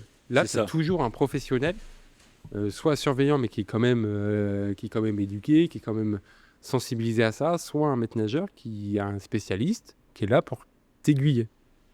À l'époque, quand on passait notre Bézanne, tu avais pratiquement que des nageurs. Je dis bien pratiquement, ou des poloistes, ou des nageuses de synchro. Parce que la natation, ça regroupe quand même beaucoup de disciplines. Il n'y a pas que ces trois-là, d'ailleurs. Mais aujourd'hui, avec le brevet professionnel aussi, tu as aussi des éducateurs qui ont peut-être plus une affinité dans la remise en forme aquatique. Mais tu auras toujours des nageurs. Et tu auras toujours des spécialistes. Comme dans une équipe, tu l'as vécu. Pardon. Pas de souci. Tu auras toujours quelqu'un qui va être plus spécialisé sur l'enseignement de la natation dès le plus jeune âge, et des autres qui préfèrent avoir enseigné dans un niveau intermédiaire ou confirmé. On a tous nos particularités. Il y en a qui seront plus forts sur l'aquasport, et il y en a qui seront plus forts sur l'enseignement. Voilà, c'est ce qui fait la richesse d'une équipe. Oui. Bon, après, moi, j'ai des forts partout, mais je vois ce que tu ça se voit. Non, mais après, moi, j'ai toujours préféré parler avec un public adulte, et c'est pour ça que SwimSmart, c'est pour les adultes, parce que c'est ce côté déconstruire tout ce qui a été fait sur de mauvaises bases que je trouve passionnant. Ouais. C'est cette réflexion-là, te dire, attends, tu as ça comme habitude, et ça se comprend, comment on peut faire pour que tu comprennes que ça ne va pas, et reconstruire quelque chose derrière. Je pense que ce qui est très riche dans notre métier, c'est que tu n'apprends pas à nager de la même façon quand tu as 70 ans, parce qu'on en a. Tu en as même tous les jours des adultes qui ont eu peur à un moment donné, des maîtres nageurs qui les jetaient dans l'eau comme ça. Ah oui. Je parle de ça il y a 40-50 ans. Mais... Pas tant que ça, parce que j'ai interviewé Benjamin Stazulis, donc nageur olympique, nageur en équipe de France, qui a appris à nager comme ça. C'est son père qui l'a lancé, qui l'a lancé dedans. D'accord, ok. Donc comme quoi, et je pense que c'est bien, et c'est pour ça qu'on en a parlé sur le podcast, c'est que chaque méthode, il y a des points positifs, il y a des points négatifs, il y a des profils pour qui s'adapter. Et là, j'étais dans le bassin pour Benjamin qui était très, pas dans l'ego, mais dans le fait de je peux le faire, je peux être tout seul et tout. Lui, ça a marché pour lui. Oui. T'en as d'autres qui ça marche pas du tout. Et oui. Et c'est même horrible des fois, mais bon, c'est arrivé. Oui. Ça arrive peut-être encore. Je pense beaucoup moins quand même. Oui, je pense. C'est quand même bien plus encadré qu'avant. Mais en tous les cas, c'est vrai que tu n'apprends pas de la même façon. Et très sincèrement, et même si j'étais passionné par ça, quand tu te retrouves face à un adulte où tu n'as pas forcément appris, on t'apprend que c'est poussé quand même. À l'époque, le Bézanne, le BP peut-être un peu moins, c'est plus tourné aquasport aussi maintenant. Ouais, c'est plus animation. Voilà. À l'époque, on t'apprenait aussi l'ostéoporose, tu vois, ce qui arrive chez l'adulte en conséquence du corps humain, où tu as un corps qui est quand même beaucoup plus flottant. Du coup, pour se redresser, se remettre debout dans la position terrienne, c'est plus compliqué, et notamment même pour avancer. Quand tu as les corps qui sortent complètement de l'eau et que tu es là à planter des choux avec tes pointes de pied, Voilà, mais j'ai dû, là, moi, apprendre et essayer de comprendre, tu vois, comment amener ces adultes à ressentir l'eau. Voilà, c'est pas à apprendre à faire, c'est à ressentir. Je pense que la natation, c'est vraiment ça. Il faut ressentir les choses. Mais je crois que, alors c'est très YouTube. Cet épisode est sur YouTube, donc allez sur YouTube pour voir le geste que je vais faire. Mais je crois qu'un des gestes que j'ai le plus fait en natation, c'est ce fameux, tu frottes les mains avec le pouce en mode, bah non, il faut que tu ressentes. Enfin, Ouais, ouais. je pense que c'est ça le geste que j'ai le plus fait quand j'apprends à nager, quoi. Ah, c'est important.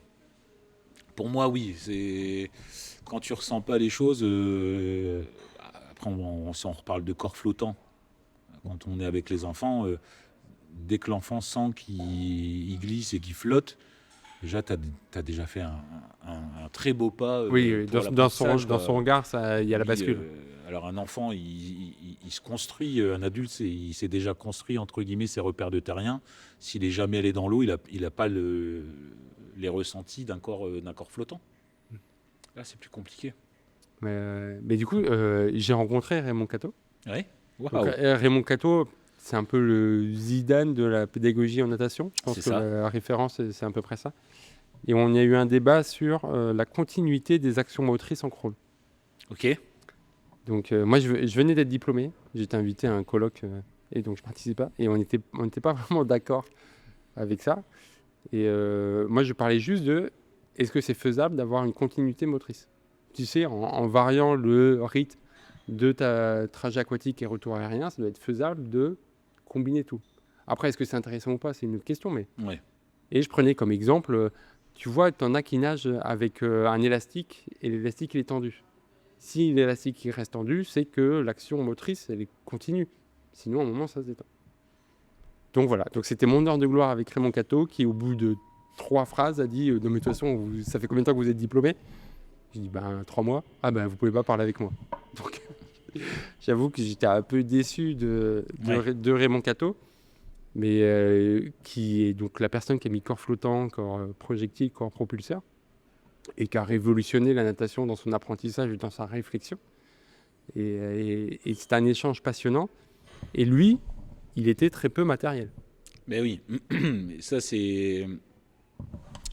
Alors, tu vois, je suis passé par toutes les étapes. Si tu veux, vraiment, si on parle de matériel, et là, pas forcément palme ou maillot de bain. Moi, je suis passé par toutes les étapes parce que j'ai été formaté lors de mon Bézanne à Cato. D'accord? Ah, dans le Nord, c'est un dieu vivant. C'est Je tout, pense c'est qu'il y a comme des ça, jours fériés à Raymond Cato dans le Nord. Voilà. Mais moi, mon ancien entraîneur, c'était pas Cato. Et quand il t'entraînait, il avait son bouquin écrit par un Russe, là. Et le mec, c'était éducatif. Bref, mais matériel, du coup. Tu vois? Et après, quand je suis passé de l'autre côté de la barrière, forcément, parler rapidement de la maison de la piscine, c'est le cœur de métier de la maison de la piscine, c'est le matériel pédagogique. Et on apprend par le jeu. Et pas en répétant. Voilà. Il y a eu beaucoup de bouquins qui ont été écrits, que ce soit par la FEL, par exemple, qui est une fédération qui est vraiment poussée sur l'apprentissage dès le plus jeune âge, et où dans les années 80, ils se sont aperçus qu'effectivement, un enfant, dès l'âge de 6 mois, il a conscience, il en est en plein apprentissage. Sauf que l'enfant, le vide, il en a conscience aussi. Et donc, quand tu as un bassin de l'eau qui est transparente, pour lui, il va se jeter dans le vide. Et donc, en fait, on va mettre du matériel pour jouer. Voilà. Parce que tout ce que tu apprends à un enfant, tu lui empêches de le découvrir. Donc, le but, c'est de le laisser apprendre par le jeu. Et tout ce qu'il va apprendre, il va avoir justement cette peur qui va s'en aller. Le but, il est là, pour les bébés nageurs, c'est enlever la peur de l'eau. Les anses aussi aquatiques, sans parler vraiment de déplacement, parce que chez les petits, on va pas en parler, mais d'avoir des réflexes aquatiques. Et puis après, le jardin aquatique te permet justement d'avoir ce savoir sécuritaire où moi, j'ai déjà vu des enfants à 3 ans et demi, 4 ans sauter dans l'eau, remonter facilement, nager, se déplacer sur 5 ou 10 mètres et rejoindre un bord de bassin. Voilà. Mais du coup, alors pour les auditeurs, tu parlais de la FAEL, c'est une fédération à l'heure actuelle. les bébés nageurs, ils sont entre guillemets construits sur une circulaire, la circulaire Péria, qui est faite par la FAEL, qui va dire la température de l'eau, les objectifs pédagogiques. Donc c'est fait par la FAEL. Donc tous les bébés nageurs, si ça s'appelle bébé nageur, ça respecte ça. Donc c'est important. Et j'ai fait un épisode avec un spécialiste bébé nageur. Et oui, l'idée c'est ça, c'est de créer un terrain de jeu qui va favoriser les interactions avec l'eau, avec le milieu aquatique, avec les chutes, avec les jets d'eau, etc. pour construire, alors moi j'appelle ça dans mes épisodes une bibliothèque d'expériences que tu vas remplir au fur et à mesure pour pouvoir créer ton apprentissage comme tu veux. Et c'est ça qui est passionnant, c'est de se dire ça, c'est si j'apprends quelque chose, bah, je le formate à ma façon, alors que si je mets en place des choses pour qu'il lui il expérimente tout seul, bah, il va créer en fonction de son ressenti, de ses appétences, etc. Mais c'est important, même là, sans parler de natation, aujourd'hui, tu as quand même beaucoup plus d'enseignements qui sont faits par un mode exploratoire. Entre guillemets, ce qui se faisait avant beaucoup comme matériel, ça reste des tapis flottants avec des échelles ou ce que nous on appelle des échelles, c'est-à-dire ces barres en alu que tu mets à la verticale, à l'horizontale ou au fond du bassin pour explorer la profondeur. Depuis 3 ans, là, on a essayé de changer en échangeant avec des éducateurs, en échangeant avec des spécialistes du milieu pour avoir une autre vision, avec des éducateurs, avec aussi des exploitants. Et c'est important, il faut se mettre... et puis avec des clients, où on leur a posé la question de savoir ce qu'ils attendaient d'une séance. Et donc, en fait, on a tourné tout notre matériel pédagogique pour qu'il soit visible au-dessus, mais avec un intérêt pédagogique, psychomoteur, avec des jeux qui ressemblent à ce qui peut se pratiquer en dehors de l'eau. Ça peut être un tunnel pour la marche à 4 pattes, un tapis sensoriel. Ça peut être aussi... Il y a des maisons, il y a des petites maisons avec les petites baignoires, mais qui sont plus volumineuses. Pourquoi? On s'est aussi aperçu que l'enfant, dès l'âge de 6 mois, va reconnaître des formes, mais avec des couleurs vives, par exemple. Donc si tu mets un tapis qui est d'une couleur basique, et avec une forme sans forme, et tu sais, par exemple, il y a peut-être des gens qui ont déjà vu ça dans les piscines, c'est un tapis avec un trou où on met une panière. Ouais. Donc là, le but, c'est de prendre le bébé qui est dans une baignoire et plutôt petite, quand ils sont bébés, et de reproduire ça dans la piscine. Sauf qu'ok, mais il n'y a rien autour, à part ses parents. Et donc le fait de mettre du matériel au-dessus de l'eau, sur les tapis, avec des formes, des couleurs, tu vas être acteur de ta séance, parce que tu mets des choses en place aussi pour lui apprendre, comme des chiffres, des numéros, des formes, des couleurs, l'apprentissage des couleurs. Tout ça, c'est important. Et on a essayé de mettre ça en place là depuis 3 ans. On a développé le matériel et en même temps, on le commercialise là que depuis une petite année. Le résultat, tiens, on va parler de Nicolas, que tu connais bien, Nicolas Foll.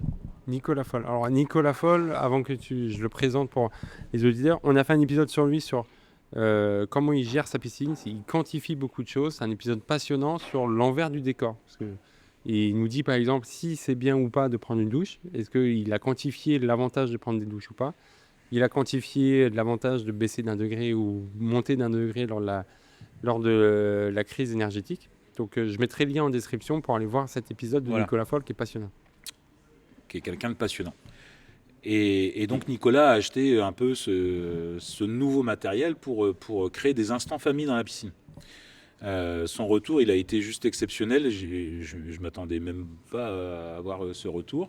Oui, parce que Nicolas, s'il n'aime pas, il va te le dire. Et c'est ça qu'il faut. Mais tu as besoin. Mais oui. Là, on parle de Nicolas, mais il y a tellement de directeurs aujourd'hui en France avec qui tu as des retours. Et donc, il me dit, écoute, c'est génial. Mercredi ou samedi matin, j'avais 50 personnes. Aujourd'hui, je fais 350 entrées. Pourquoi? Parce que l'avantage, c'est aussi de mettre du matériel pédagogique qui va servir jardin aquatique ou bébé nageur ou apprentissage, mais que tu peux laisser à disposition du public. Tu sais très bien que c'est une contrainte aujourd'hui d'enlever. Donc on va te dire, ouais, mais nous on a inventé ci, on a inventé ça. En tant que fournisseur, il ne faut pas oublier qu'il faut être un petit peu franc aussi vis-à-vis de ses clients. Quand ça prend du temps en installation. C'est pas la peine de promettre moins et merveilles. Forcément, quand tu installes ce type de matériel, ça prend entre 15, 20, peut-être 30 minutes. Ça dépend le nombre de maîtres nageurs que tu vas mettre en place aussi pour installer ce matériel. Mais si tu peux éviter de le retirer toutes les 30 minutes ou toutes les heures, ça peut être intéressant. Et du coup, de transformer ton espace aquatique sur des piscines qui ne sont pas forcément tout le temps vieillissantes, des récentes ou des vieillissantes, de transformer cet espace en espace de jeu, mais qui crée aussi, comme tu mettrais des structures gonflables dans ton jardin pour l'anniversaire de tes enfants. Mais là, c'est exactement la même chose, mais en même temps, ils apprennent quelque chose. Et ça, c'est intéressant. Oui, mais c'est là où c'est intéressant, c'est parce que là, on parle pour l'instant de tout ce qui est enfant, mais les enfants, pour leur développement, ils ont besoin de choses régulières. Ils ont besoin de choses, mais pour pouvoir progresser, entre guillemets, ils ont besoin de choses nouvelles.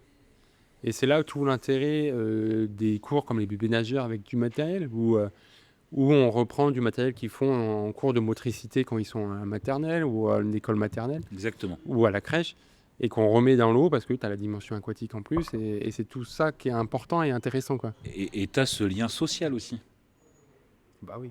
qui est hyper important. Un enfant qui voit un autre enfant faire, il va peut-être pas le faire tout de suite derrière, mais il va se dire, tiens, pourquoi pas moi, je vais le faire. Alors que peut-être, il y a forcément un des deux qui va être plus craintif et qui va, si tu vas, t'as beau aller tous les dimanches, tous les samedis matins à la piscine, il va pas le faire.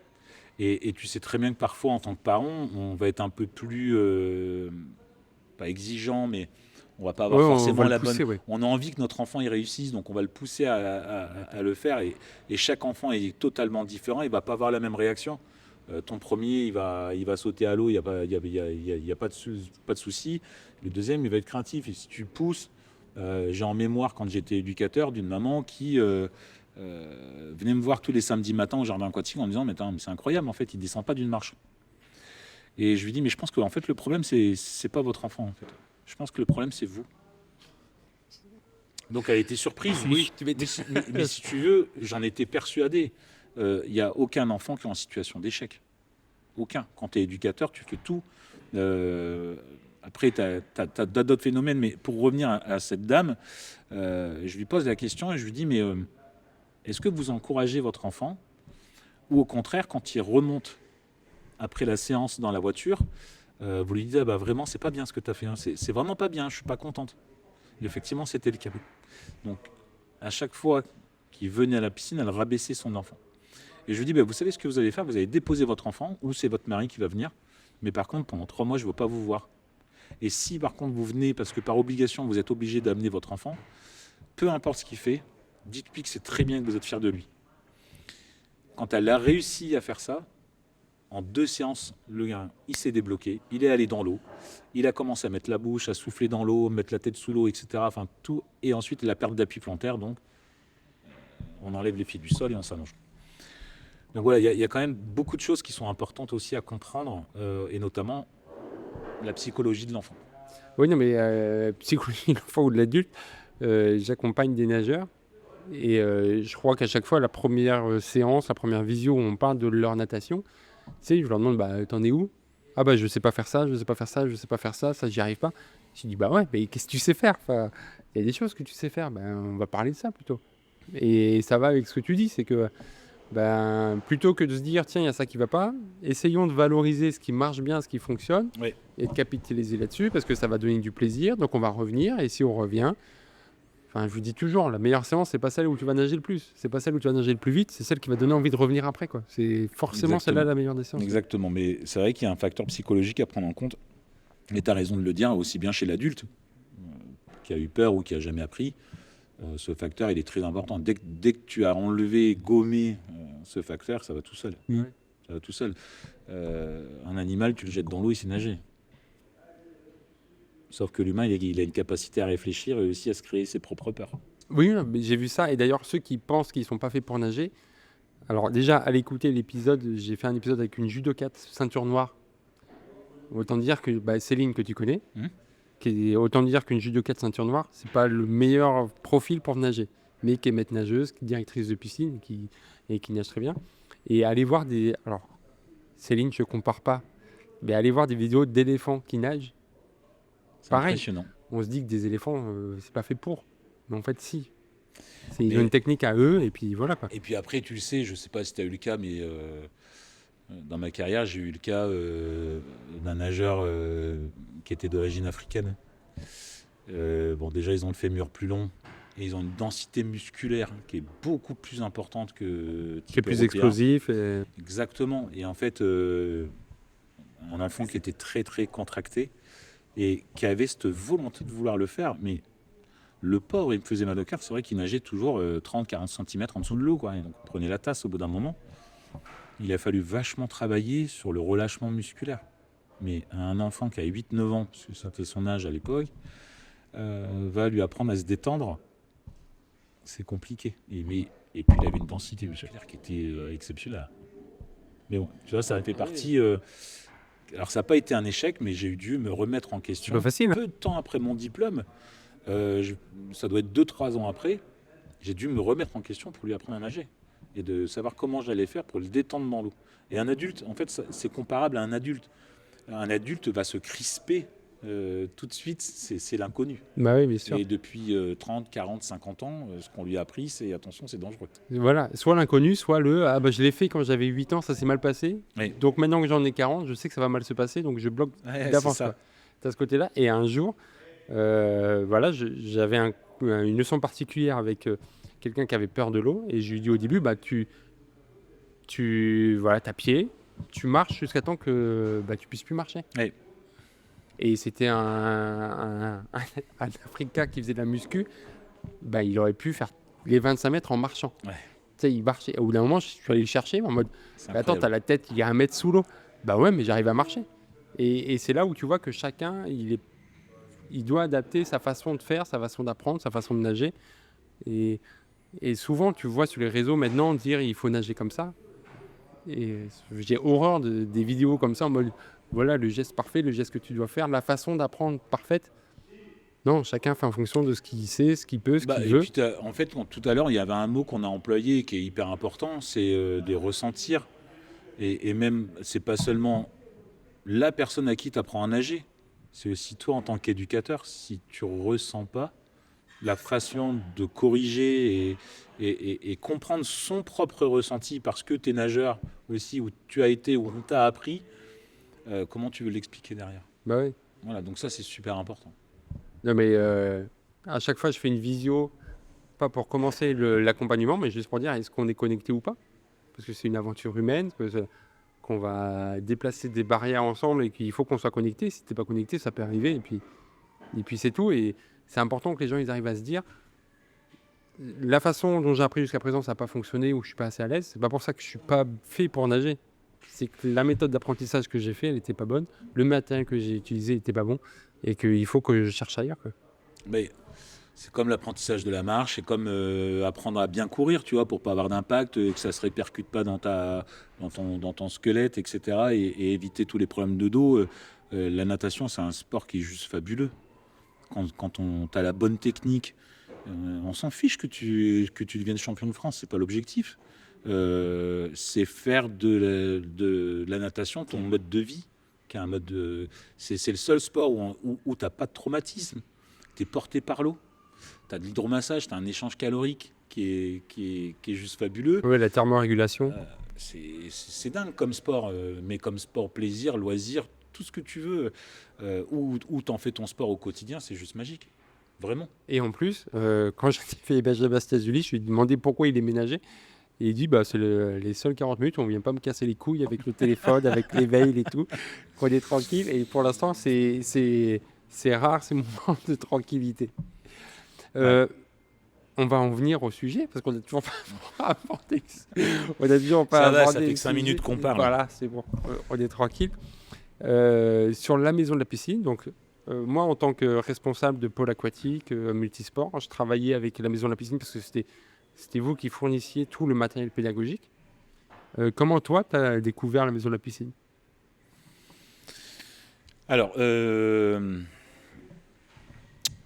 j'ai découvert parce que le commercial est venu dans la piscine au moment où j'étais directeur.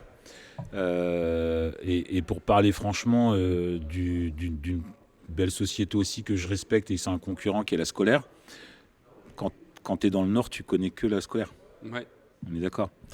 qui est une très belle société aussi, qui se spécialise aussi sur d'autres voies.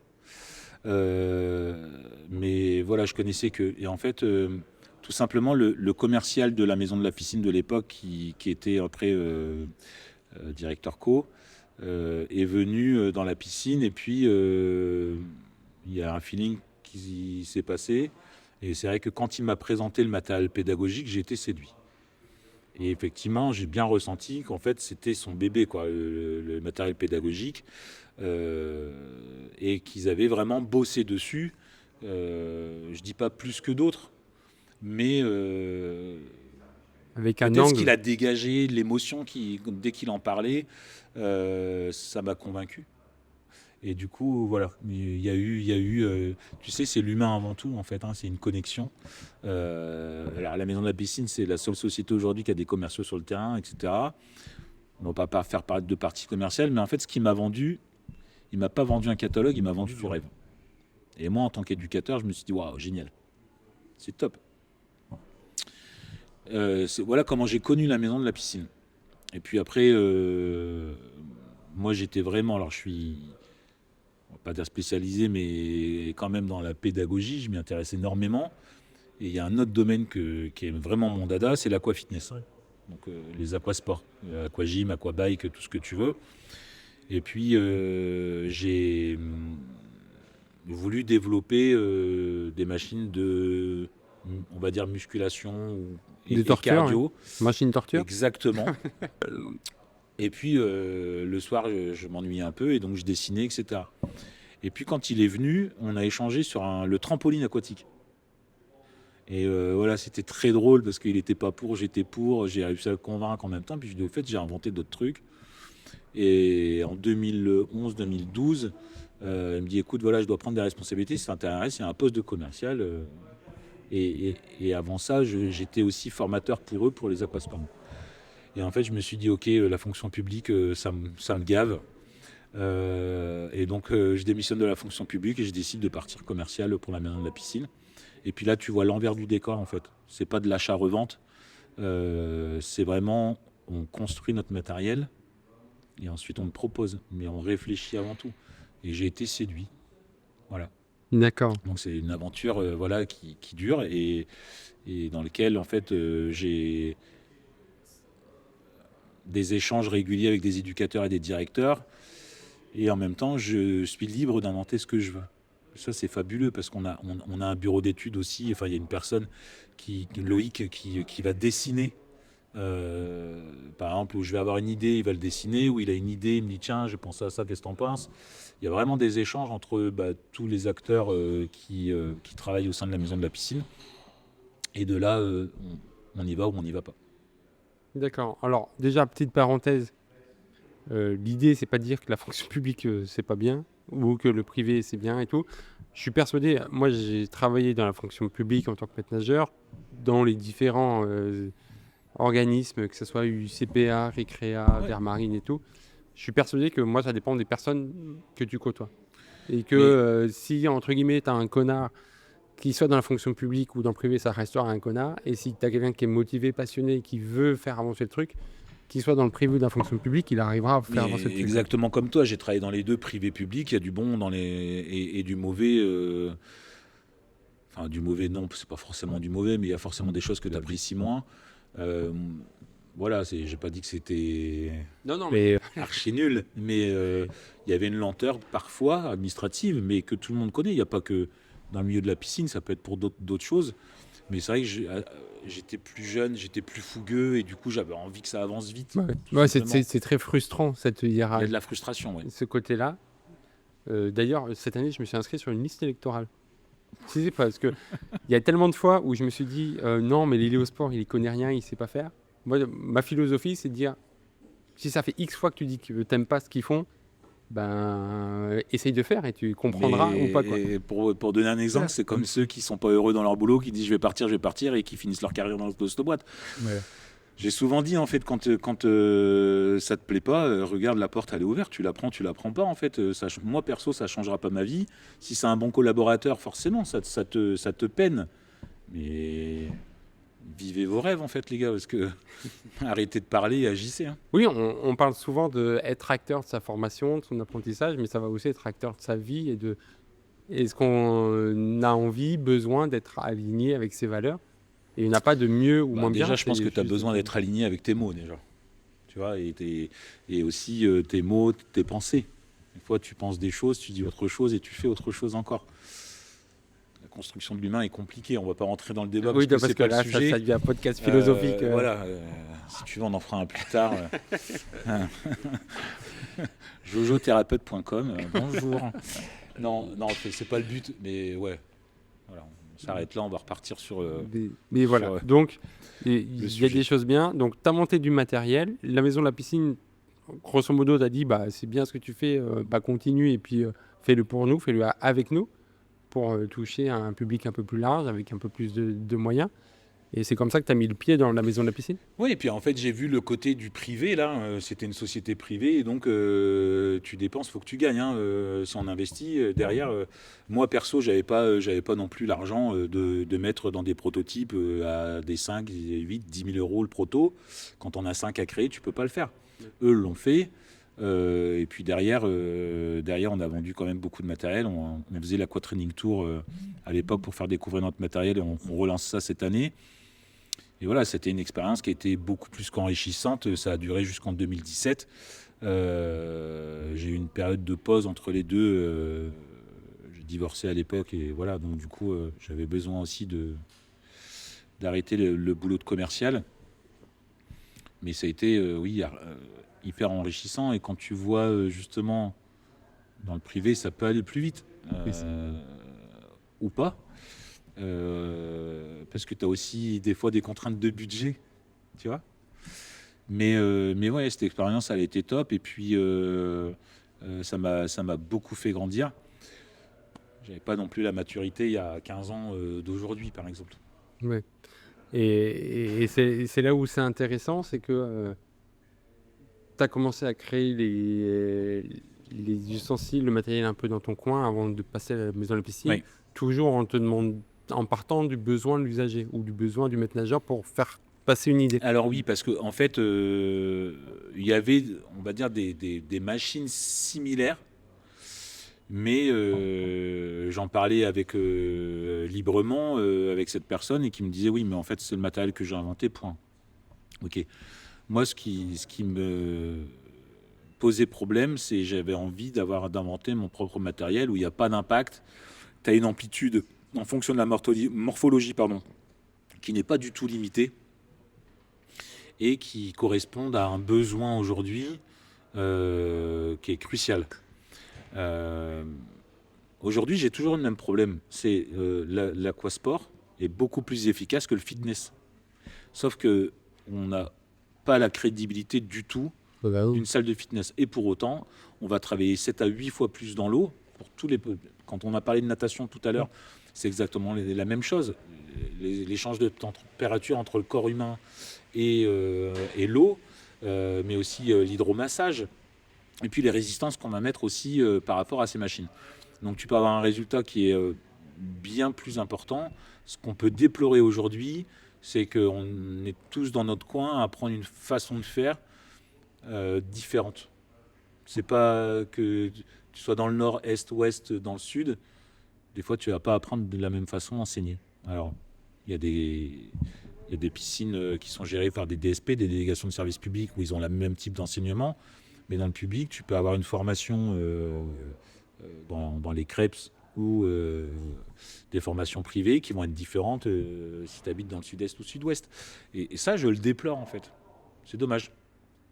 Et c'est dommage d'avoir des formations différentes ou de pas se, De ou pas de avoir pas le essayer même de construire enseignement. avec. Tu n'as pas le même enseignement. Parce que moi, je trouve que c'est une force, au contraire, parce que moi, j'ai eu la chance. Alors, d'un point de vue perso, je suis pas très courageux. Donc, quand je quitte une copine ou que je me fais quitter, il faut que je change de région. C'est pour pas pouvoir la croiser. Tu vois, c'est ma façon de faire. Donc, ça fait que du coup, j'ai appris à nager à différents endroits. J'ai appris à apprendre à nager à différents endroits. Et moi, je trouve que c'est une richesse d'avoir fait ça. Tu sais, d'avoir été dans le Nord et d'avoir fait Cato, d'avoir été côté de Lyon et d'avoir fait d'autres choses. Moi, je trouve que c'est une richesse, oui, dans l'apprentissage. l'enseignement, forcément, c'est une richesse.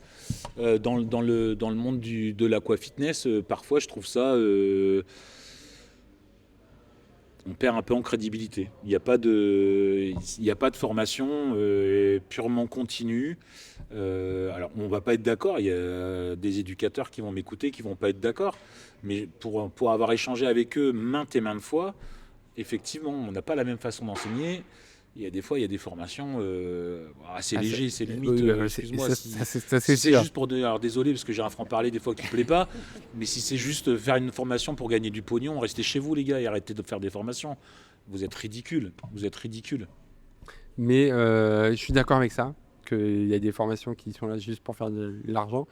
Mais par exemple, quand moi j'étais manager d'une équipe de maîtres nageurs, j'ai eu la boîte qui m'embauchait, qui disait non, on veut que vous fassiez tous le même aquagym. Et moi Oui. je disais non. Moi c'est pas ce que je veux que chacun apporte sa richesse, parce que les gens qui viennent dans ta piscine, t'en as qui vont vouloir quelque chose, t'en as qui vont vouloir quelque chose d'autre. Et moi je trouve que c'est une richesse de se dire on a 6 maîtres nageurs, ça fait 6 aquagyms différents, et qu'en fonction de ce qu'on aime et de ce qu'on apprécie, tu vas pouvoir être aiguillé ailleurs, quoi. Ouais, alors, du coup, je vais étayer ce que tu dis. C'est bien. Je peux faire une pause pipi vite fait. Ah, voilà, vas-y, tu peux aller faire pipi. Ouais. Je sais pas si je couperai la phrase, tu peux aller faire pipi.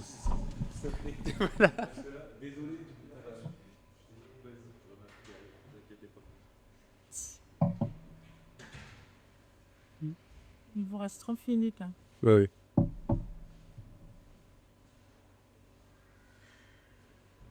Est-ce qu'il faut juste 5 pour ranger? Oui, et pour ranger, c'est pas... Il vous reste 30 minutes. À 19, de toute façon, à 19h, on est dehors. On sera dehors.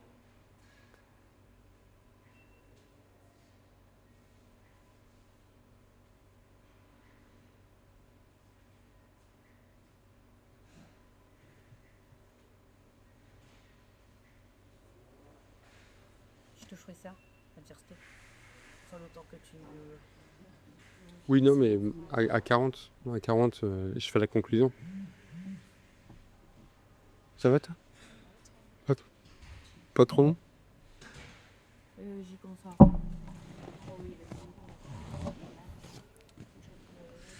Là, on peut reprendre. C'est Voilà. génial. Merci Donc, d'avoir laissé le temps. Pas de souci. Il y a tous Non. les auditeurs de Swimsmart qui savent que tu allé faire pipi et tu voulais étayer mon propos. Donc moi, j'aime bien quand on étaye mon propos. Alors, Dire que c'est pas si con que ça que ce que je dis, quoi. Ça veut pas dire que tu as tort. C'est Non, pas ce mais que je suis en train quand de tu dire. étayes D'accord, quelque chose, c'est que tu mais- es d'accord. Écoute, ce qui me pose problème, comme je t'ai dit, c'est que trop souvent, et j'en ai formé quand même quelques milliers de maîtres nageurs justement sur les formations, mais quand j'avais ma boîte de formation, j'avais pas de matériel à vendre. C'est simple. La plupart des formations aujourd'hui, c'est des gens qui ont du matériel à vendre. Vrai ou faux? Ah bah oui, oui. Ok, on est d'accord. Donc ils vont forcément orienter leur formation sur leurs produits. Si on veut gagner en crédibilité dans les piscines, il faut d'abord qu'on s'intéresse aux principaux acteurs, donc, et les éducateurs, mais surtout les clients. Combien de fois j'ai vu, et quand tu demandes aux éducateurs, ils prennent un papier, ils vont faire 1, 2, 3, 4, 5, 6, 7, 8, 9, 10, ils disent c'est bien avec des chansons qui durent à peu près 4 minutes, ça te fait ta séance. Ok. Dans 1, ils marquent échauffement. Vrai ou faux? Ah bah oui. Ok. Et puis en 10, ils vont te dire Retour au calme. Retour au calme. Ok. Donc cool, il me reste plus que 8 chansons. Bref, c'est pas là où je veux en venir. Mais ton cours, quel est le but de ton cours? Déjà, l'objectif principal. Est-ce que c'est un cours qui est musculaire? Est-ce que c'est un cours qui est cardio? Ou est-ce que c'est un mix, mais il y a une dominante? C'est exactement ce qu'on fait dans le milieu du fitness. Hein. Bon. À partir de ce moment-là, je vais construire. Mais comment je vais construire mon cours? L'aquagym est dit sans impact. Sauf que quand tu vas chercher, je t'invite à aller chercher et de fouiller sur Internet des études qui ont été faites. L'impact est réel aussi en aquagym. Hein. Oui, quand tu fais les sauts, quand tu fais ce genre de On choses. va te dire oui, mais bon, c'est limité parce que tu es porté. Oui, bon, t'enlèves 20% et pas 80% comme il y en a qui peuvent dire. Non, mais de toute façon, s'il y a des maîtres nageurs, et j'en faisais partie, qui disaient on fait tel exercice, pour ceux qui ont mal au dos, vous faites ça, c'est bien la preuve qu'il y a des impacts. Sinon, tu n'as pas besoin de te faire chier à mettre une variante. Je te pose une question. Quand tu fais En aquagym, tu as vu, bon, quand ils font l'échauffement, ils tournent dans un sens, ils tournent dans l'autre, ça échauffe. Ouais, bon, Moi, ok. ça me rassure, je l'ai jamais fait, donc Bon. c'est bon. Et puis, tu as un exercice où c'est monter de genoux rapide sur place. Quand tu leur poses la question, ok, ça travaille quoi? Je te pose la question. Bah oui, non, mais Ça travaille quoi? Et les mecs, ils te disent, c'est les cuisses. Et je sais pas, je suis toujours surpris par cette réponse. Non, tu travailles ton fléchisseur de hanche, oui. Si tu veux vraiment travailler tes cuisses et tes abdominaux, par conséquent, fais plutôt de la marche militaire. Où là, tu es gainé, tu es obligé d'avoir une contraction de la ceinture pelvienne qui est hyper importante, donc les abdos, et d'avoir ce mouvement où effectivement, tu vas avoir un gros travail sur le fessier et la cuisse. Et là, en fait, tu vois, quand déjà tu changes la vision du mouvement qui est exactement le même, mais qui n'a pas d'impact, et avec un travail qui est inversé, là, tu commences à vraiment travailler. Et là, tu as du résultat sur les clients. Tu vois, c'est là où je veux en venir. Et donc, on va t'apprendre, la plupart des formations que j'ai vues, c'est on t'apprend à travailler sur une musique. sur le M musical. Ouais. Ok. Non, mais, Ok. mais j'avais, BPM, battements par minute, etc. On va t'apprendre à faire un queuing. Ok, super. Donc, en fait, le queuing, c'est je décompte et allez, on saute. C'est pas ça le but. Avant ça, moi, ce qui m'intéresse, c'est j'ai envie que moi, mes clientes, elles le ressentent en disant quand tu vas à l'aquagym dans telle ville, tu as du résultat. Et Bon. c'est génial. Bon, bah, ça me rassure parce que moi, je faisais mes aquagyms sur un cycle de 4, 5, 6 séances avec une progressivité, avec on va travailler ça pour construire ça au fur et à mesure. Et j'ai toujours été contre le fait de décompter comme ça. Et ça me rassure, mais après, tu as aussi le côté où, mais là, on s'écarte du sujet, mais ça reste passionnant. Tu as des gens qui viennent à l'aquagym, qui viennent consommer l'aquagym, qui te disent « Ah oui, mais t'as pas fait de décompte, c'est que ton aquagym, il est nul. » Non, je pense pas que les adhérents aquagym, je pense pas que ce soit des gens qui soient aussi exigeants que les femmes ou hommes qui pratiquent le fitness en salle. Je pense pas que ils soient aussi exigeants. Ils ont envie aussi t'as un bon moment. On sait que le rôle d'animateur lors d'un cours d'aquagym est super important. Mais appelez vos cours en fonction de la thématique. Et si c'est toujours le même éducateur qui donne le cours, il dit bah voilà, moi j'ai envie de faire un cours cardio, à dominante cardio, et donc je sais pas, aquapower, aquapulse, tout ce que tu veux, peu importe l'appellation, mais au moins tu as ta thématique et tu la respectes. Mais déjà, c'est un truc important. Et je suis en train de me rendre compte qu'on a complètement changé de sujet, mais c'est pas grave. Mais il y a trop de piscines, il y a trop de maîtres nageurs qui veulent faire un cours qui plaît à tout le monde. Et s'il plaît à tout le monde, c'est qu'il ne peut pas être efficace. Bah ok. Tu sais, le nombre Donc de en fois... fait, je vais te donner un exemple parce que ça m'est déjà arrivé, tu vois, d'arriver à un aquagym à 20h un lundi soir et d'avoir des gens, et attention, on ne parle pas de jeunes et moins jeunes, hein, parce que des fois, tu as des mamies, elles ont 70 ans, elles ont plus la gouache que des nanas de 40 ans. Bien sûr. C'est juste que ton cours, le cours auquel tu viens, il est pas forcément adapté. Et attention, il faut aussi respecter le client qui ne peut venir qu'à cet horaire-là. Mais par contre, il faut qu'il ait la thématique du cours. La thématique du cours et des variations. Exactement. Ça, c'est quand même pour moi le plus important, c'est aussi de respecter. Mais c'est dans une piscine, et là, c'est encore un autre sujet. Mais on va faire combien d'épisodes pour avoir dirigé quelques piscines, tu as aussi la formation des hôtesses d'accueil et de caisse. À dire attention, là on fait un aquabike qui est médium ou intense, etc. Pourquoi ? Parce que tu as un mec qui fait déjà du vélo et qui fait du spinning en salle et qui a envie de mettre les mêmes intensités dans ses cours d'aquagym. Et après, tu as quelqu'un qui va être un peu plus doux, mais qui va être plus basé sur le musculaire et pour autant le travail est différent. Mais bien sûr. Voilà, donc en fait, c'est aussi. C'est comme une salle de fitness. Tu as des cours musculaires, tu as des cours qui sont complètement différents, même si c'est un cours musculaire. Et puis tu as des cours de cardio avec, sans matériel, peu importe, mais qui sont complètement différents, qui ne vont pas faire travailler la même chose, que ce soit de l'intervalle training ou de l'endurance. Mais ça me fait penser à ça parce que j'ai été responsable aquatique d'une piscine et je venais 8 mois après l'ouverture. Et eux, leur façon de faire, c'était de dire c'est l'ouverture. Donc on dit à tout le monde venez au cours. On s'arrangera, c'est adapté. Vous ne faites pas, on viendra. Mais du coup, ceux qui voulaient un truc qui travaille les muscles profonds, qui est en douceur, mais qui travaille, bah, c'était pas totalement respecté. Ceux qui voulaient du cardio, c'était pas totalement respecté. Mais je suis d'accord, si tu veux faire de la masse, et là c'est là où je vais te dire que tu es un mauvais manager et un mauvais directeur, si tu veux faire de la masse pour faire rentrer au début, désolé, mais c'est que tu n'es pas bon. La seule chose que tu vas réussir à faire, c'est avoir des abonnements dès le début. Et puis au fur et à mesure, les gens ils vont pas trouver leur compte et ils vont finir par annuler leur abonnement et partir. Sur de long terme, Donc, c'est pas viable. Si tu formes pas ton équipe à dire attention, voilà, il faut faire ci, il faut faire ça.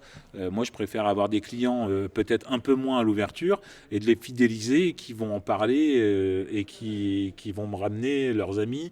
En disant écoute voilà moi mon objectif c'était ça, j'ai été très bien renseigné par les filles à l'accueil et les éducateurs sont charmants et ils m'ont dit bah voilà si tu cherches ça bah peut-être plus vers l'autre cours, c'est important. Et Voilà. alors là je suis en train d'essayer de trouver une gymnastique pour retomber sur le thème quand même, mais c'est matériel. aussi pour ça moi en tant que podcasteur et de créateur de contenu où tu vois on a pris quoi, je crois qu'on a parlé 1 heure avant de se lancer dans le vif du sujet. Mais parce que je pense que c'est aussi important et de faire ça. Et j'ai eu il n'y a pas longtemps un commentaire YouTube de quelqu'un qui me disait ouais mais moi je veux de la réponse rapidement. Et tu vois, Appelle-moi, je vais te donner des réponses rapides et assez sèches, directes. Je ne sais pas si ça sera les bonnes réponses, voilà. mais Et j'ai pris un peu plus les formes. Mais le truc c'est là, il faut aussi prendre conscience que si on veut progresser en natation et dans tous les apprentissages, ça j'ai fait un épisode il n'y a pas longtemps avec une experte en formation et en apprentissage. Ça demande de la répétition, ça demande de l'échec, ça demande de la remise en question et ça demande un travail. Donc, moi, je suis contre le fait on donne la réponse tout de suite. Et je peux te poser une question. Est-ce qu'en natation, tu as une réponse franche, ferme à donner ça dépend. Il y a trop de facteurs qui rentrent en compte. Mais sauf que c'est la société actuelle. Et là, tu sais, on va vraiment faire Geoffroy Psycho. Hein. Mais c'est la société actuelle qui est une société de consommation qui veut la réponse tout de suite. Oui, mais en natation, il ne l'aura pas. Bah oui, mais sauf qu'il la veut. Il peut s'entourer d'un professionnel qui est un éducateur et qui voit, tu sais, ceux qui dénigrent quand ils voient qu'ils sont juste assis sur une chaise, Oui. alors que c'est des vrais professionnels et des vrais éducateurs et qui ont des connaissances quand même assez importantes. Moi, je les invite à aller discuter avec eux. Je les invite à connaître leur métier et de voir leur passion pour le métier. Parce qu'il va te donner des exercices, il va te conseiller et il sera ravi de le faire. Moi, j'ai travaillé avec plein d'éducateurs différents dans plein de villes différentes et ils avaient tous une richesse d'enseignement qui était pas la même. Tu vois, c'était pas du tout la même. Mais ils avaient toujours ce petit plus à apporter et un conseil. Tiens, travaille pendant 1 mois, travaille comme ça, fais de l'éducatif. Il y a des gens qui pensent que parce qu'ils vont nager, ils vont progresser. Oui et non. Ça, c'est comme tout, ça a ses limites. Ok, tu vas être plus endurant, mais en fait, ta nage, ça va toujours être de la merde. Désolé, mais c'est un peu ça. Tu vas te battre, tu vas taper sur l'eau, tu vas pas avancer. Et peut-être que tu irais plus loin en nageant moins, juste avec de l'éducatif. Tu vas moins te fatiguer. Donc par la suite, tu vas nager plus longtemps, enfin plus de distance pour le même temps imparti. Désolé. Ouais, mais Voilà. j'en profite, hein. Je vends une formation qui permet de reprendre le contrôle de sa natation parce que c'est tout à fait les questions que j'aborde là-dedans. C'est sur quelles sont les questions que tu dois te poser quand tu nages et sur quoi tu peux construire. Parce qu'en fait, je trouve que c'est ça le problème, c'est que tu vas avoir 2 types de gens. Tu vas avoir les gens qui, comme on a dit, qui veulent un résultat tout de suite et ceux-là, c'est qu'ils n'ont pas compris comment ça fonctionne la natation. Et tu en as d'autres qui vont se dire, je ne suis pas fait pour ça. Alors que. Je sais pas si tu as déjà vu au niveau de l'athlétisme, les coureurs de 110 mètres haies, etc. Ils font pas que courir, sauter, et allez hop, on reprend. Et avec l'enchaînement, ils vont y arriver. Il y a énormément de techniques. La levée du genou, l'allongement de la jambe, comment poser la pointe de pied derrière, etc. La réception, la reprise de course. Mais la natation, c'est pareil en fait. Tous les sports, les footballeurs, tu as de la répétition. Au rugby, qui est vraiment un sport que j'affectionne. Mais non, mais t'as des façons de jouer. La passe, quand tu vois Antoine Dupont qui te met la passe où il veut, c'est des heures et des heures et des années d'entraînement. Oui, mais après, j'ai l'impression qu'avec les autres sports, on commence à comprendre ça. Tu sais, on commence à comprendre, par exemple, la course à pied qui est très à la mode. On commence à comprendre que des fois, il faut courir doucement, des fois, il faut courir vite, des fois en côte, etc., etc. Et je le vois parce que quand j'ai des nageurs que j'accompagne, je leur dis, il faut faire ça. Très vite, leur réflexe, c'est, en fait, c'est ce que je fais en course à pied. Oui, ça n'a rien Inscrivez-vous à dans voir. un club. En fait, il y a aussi des clubs de natation. C'est pas que pour la compétition sportive. Tu as aussi des clubs qui ont une catégorie master. Tu n'es pas obligé d'aller faire les compétitions, mais au moins tu as un entraîneur qui te suit. Et je suis persuadé que dans plein de piscines, tu as aussi des éducateurs qui ont envie de donner des conseils. Oui. Là, tu parlais du running, mais il y a un branding des marques très connues, de la petite virgule ou K, etc. Alors, moi, je préfère les citer Nike, au cas où ils veulent faire un sponsoring, on ne sait Ouais, jamais. et je pense qu'ils vont t'appeler demain. Et donc, voilà, ils font. Et qu'est-ce qu'ils ont créé en fait? Ils ont dit, tiens, dans les grandes villes, allez, on va tous courir en même temps. C'est génial. Ouais, tu fais partie d'une communauté. Bon, en natation, ça n'existe pas. Créez-le, les gars. Ça, c'est aux éducateurs ou au club à le faire. Ou au podcast soumission, parce que moi, tu sais que j'ai une communauté, j'ai un club, on est plusieurs, j'ai une newsletter, Voilà. on est plus de 100, on est 150 à échanger régulièrement. Et puis voilà, et puis chacun se dit, tiens, moi j'ai ça comme souci, et puis on parle entre nous. Et c'est important de se rendre compte qu'on n'est pas tout seul à faire. Et c'est là où on va revenir à la maison de la piscine, parce qu'on est là pour parler de la maison de la piscine un petit peu, où vous proposez des solutions pour les clubs, pour avoir ce côté communautaire qui est important et qui passe aussi par le fait d'avoir tous le même t-shirt. Et ce genre de choses. Il y a plein de choses que l'on fait, mais on va enlever le matériel, tout ce qui est pédagogique, et là vraiment parler de l'accessoire Textile. du nageur. Ouais. Quel textile? Ou le matériel, puisqu'on fait pas que du textile. On fait aussi du matériel type lunettes, bonnets, palmes, plaquettes, pool boy, parachute, ceinture parachute. Mais non, bon voilà pour ceux qui. Je l'ai pas eu dans le carton, j'ai pas eu cette là, parachute. quel dommage. J'en ai pas non plus en stock, alors je peux pas t'en envoyer. Mais voilà, il y a aussi bien choisir son matériel. Et ça, c'est hyper important. Tout à l'heure, on parlait des palmes. Moi, je pense que là, il y a un vrai problème de sélection de maillot de bain. Si tu as envie de bien nager, le maillot de bain est super important. Tu vas pas aller nager 3 fois par semaine avec le maillot de bain qui te renforce la poitrine et qui va pas gainer ton corps et qui est fait pour l'aquagym et non pas pour la natation. Tu as des maillots de bain que nous on vend et par le biais de cette marque qui est Aquarapide, qui est une marque italienne qui a ce souci du détail avec un maillot de bain qui est 10 secondes peau. En fait, adapte ton maillot de bain. Tu vas pas acheter des chaussures avec des pointes pour faire du vélo. Oui, mais c'est ça qui est ouf. Voilà. Alors déjà, tu as encore fait ce geste de la main, les doigts. Dès que tu dis Putain, Italie, je te promets, j'ai aucune origine italienne, quoi. Je peux te le certifier. voilà. Il y a plein de sites où tu craches, où tu envoies les cheveux et puis ils te disent. Donc, fais des recherches. Non, mais c'est important parce que c'est rentré. On a tous conscience qu'on choisit sa voiture en fonction de ce qu'on veut faire avec. On choisit ses chaussures, comme tu disais, en fonction de ce qu'on va courir. On n'a pas encore cette acceptation, cette notion de se dire qu'est-ce que je vais faire dans l'eau? Je prends un maillot de bain adapté. Pourquoi? Non, mais moi je t'ai invité pour que tu répondes à cette question. Mais moi je te pose la question avant que je te réponde Mais pourquoi. parce qu'on n'en parle pas. Moi je suis persuadé parce que tu vois les pubs. Alors déjà, il y a très peu de pubs sur le maillot de bain quand tu vois regarder la télé ou sur les sites internet. Mais c'est encore une question comme je t'ai dit tout à l'heure, branding, marketing. Tu as des grandes marques qui vont mettre des centaines de milliers d'euros dans de la communication mondiale, etc. Ou quelques milliers d'euros en France. Tu as des magazines aussi qu'on ne va pas citer, mais tu as des magazines féminins qui s'intéressent qu'au maillot de bain. Et donc, il y a besoin d'avoir le plus beau maillot de bain, sauf qu'il n'est pas technique, ce maillot de bain. C'est pas fait pour aller à la piscine. Les maillots de bain d'autres grandes marques connues, c'est exactement la même chose. Ok, c'est des maillots de bain, on va dire, mais eux, ils vont chercher la masse. C'est-à-dire que ce maillot de bain, ils vont pas le vendre qu'en France. Ils vont le vendre dans le monde entier. Et donc, ils font des maillots de bain, forcément, qui vont correspondre à 70-80% de leur panel.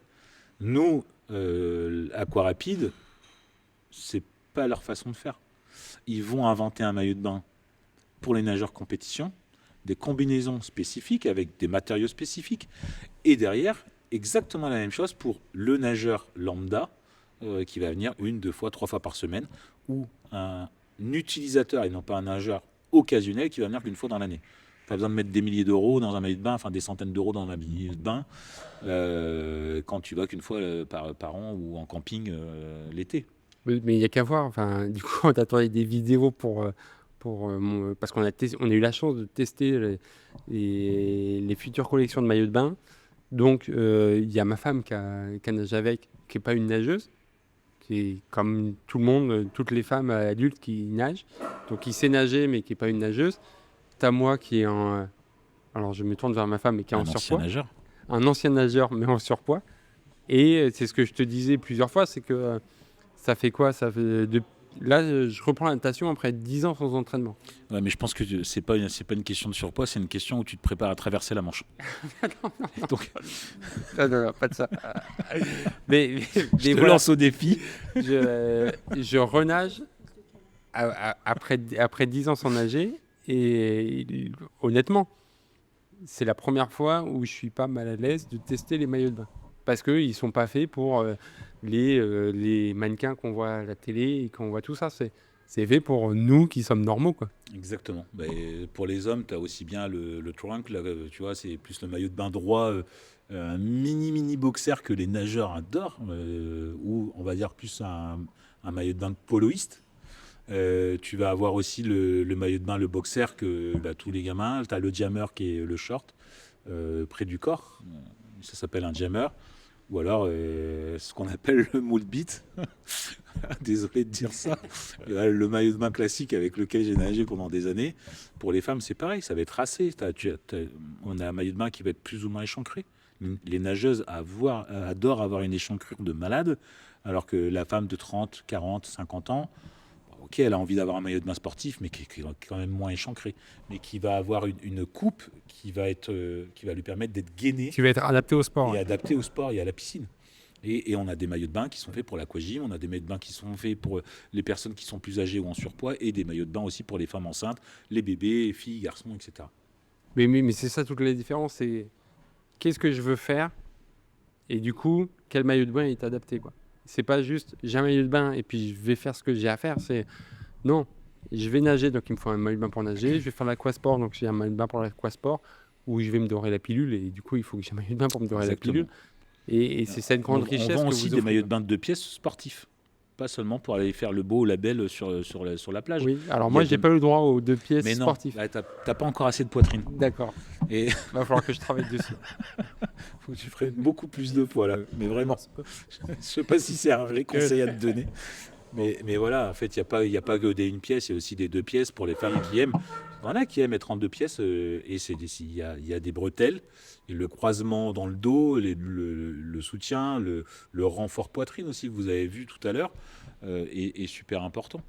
Oui, donc ça sera sur la chaîne YouTube, donc abonnez-vous à la chaîne YouTube, allez voir les vidéos, on a testé plusieurs maillots de bain et effectivement, et c'est ça qui est bien, moi je passe mon temps à dire adapte ta technique à ce que tu veux faire, mais c'est aussi adapte ton maillot de bain à ce que tu veux faire parce que c'est important, parce que si tu vas t'entraîner mais que tu n'es pas à l'aise, que ça frotte, que tu n'es pas bien ou que tu n'oses pas te montrer, bah tu vas pas revenir.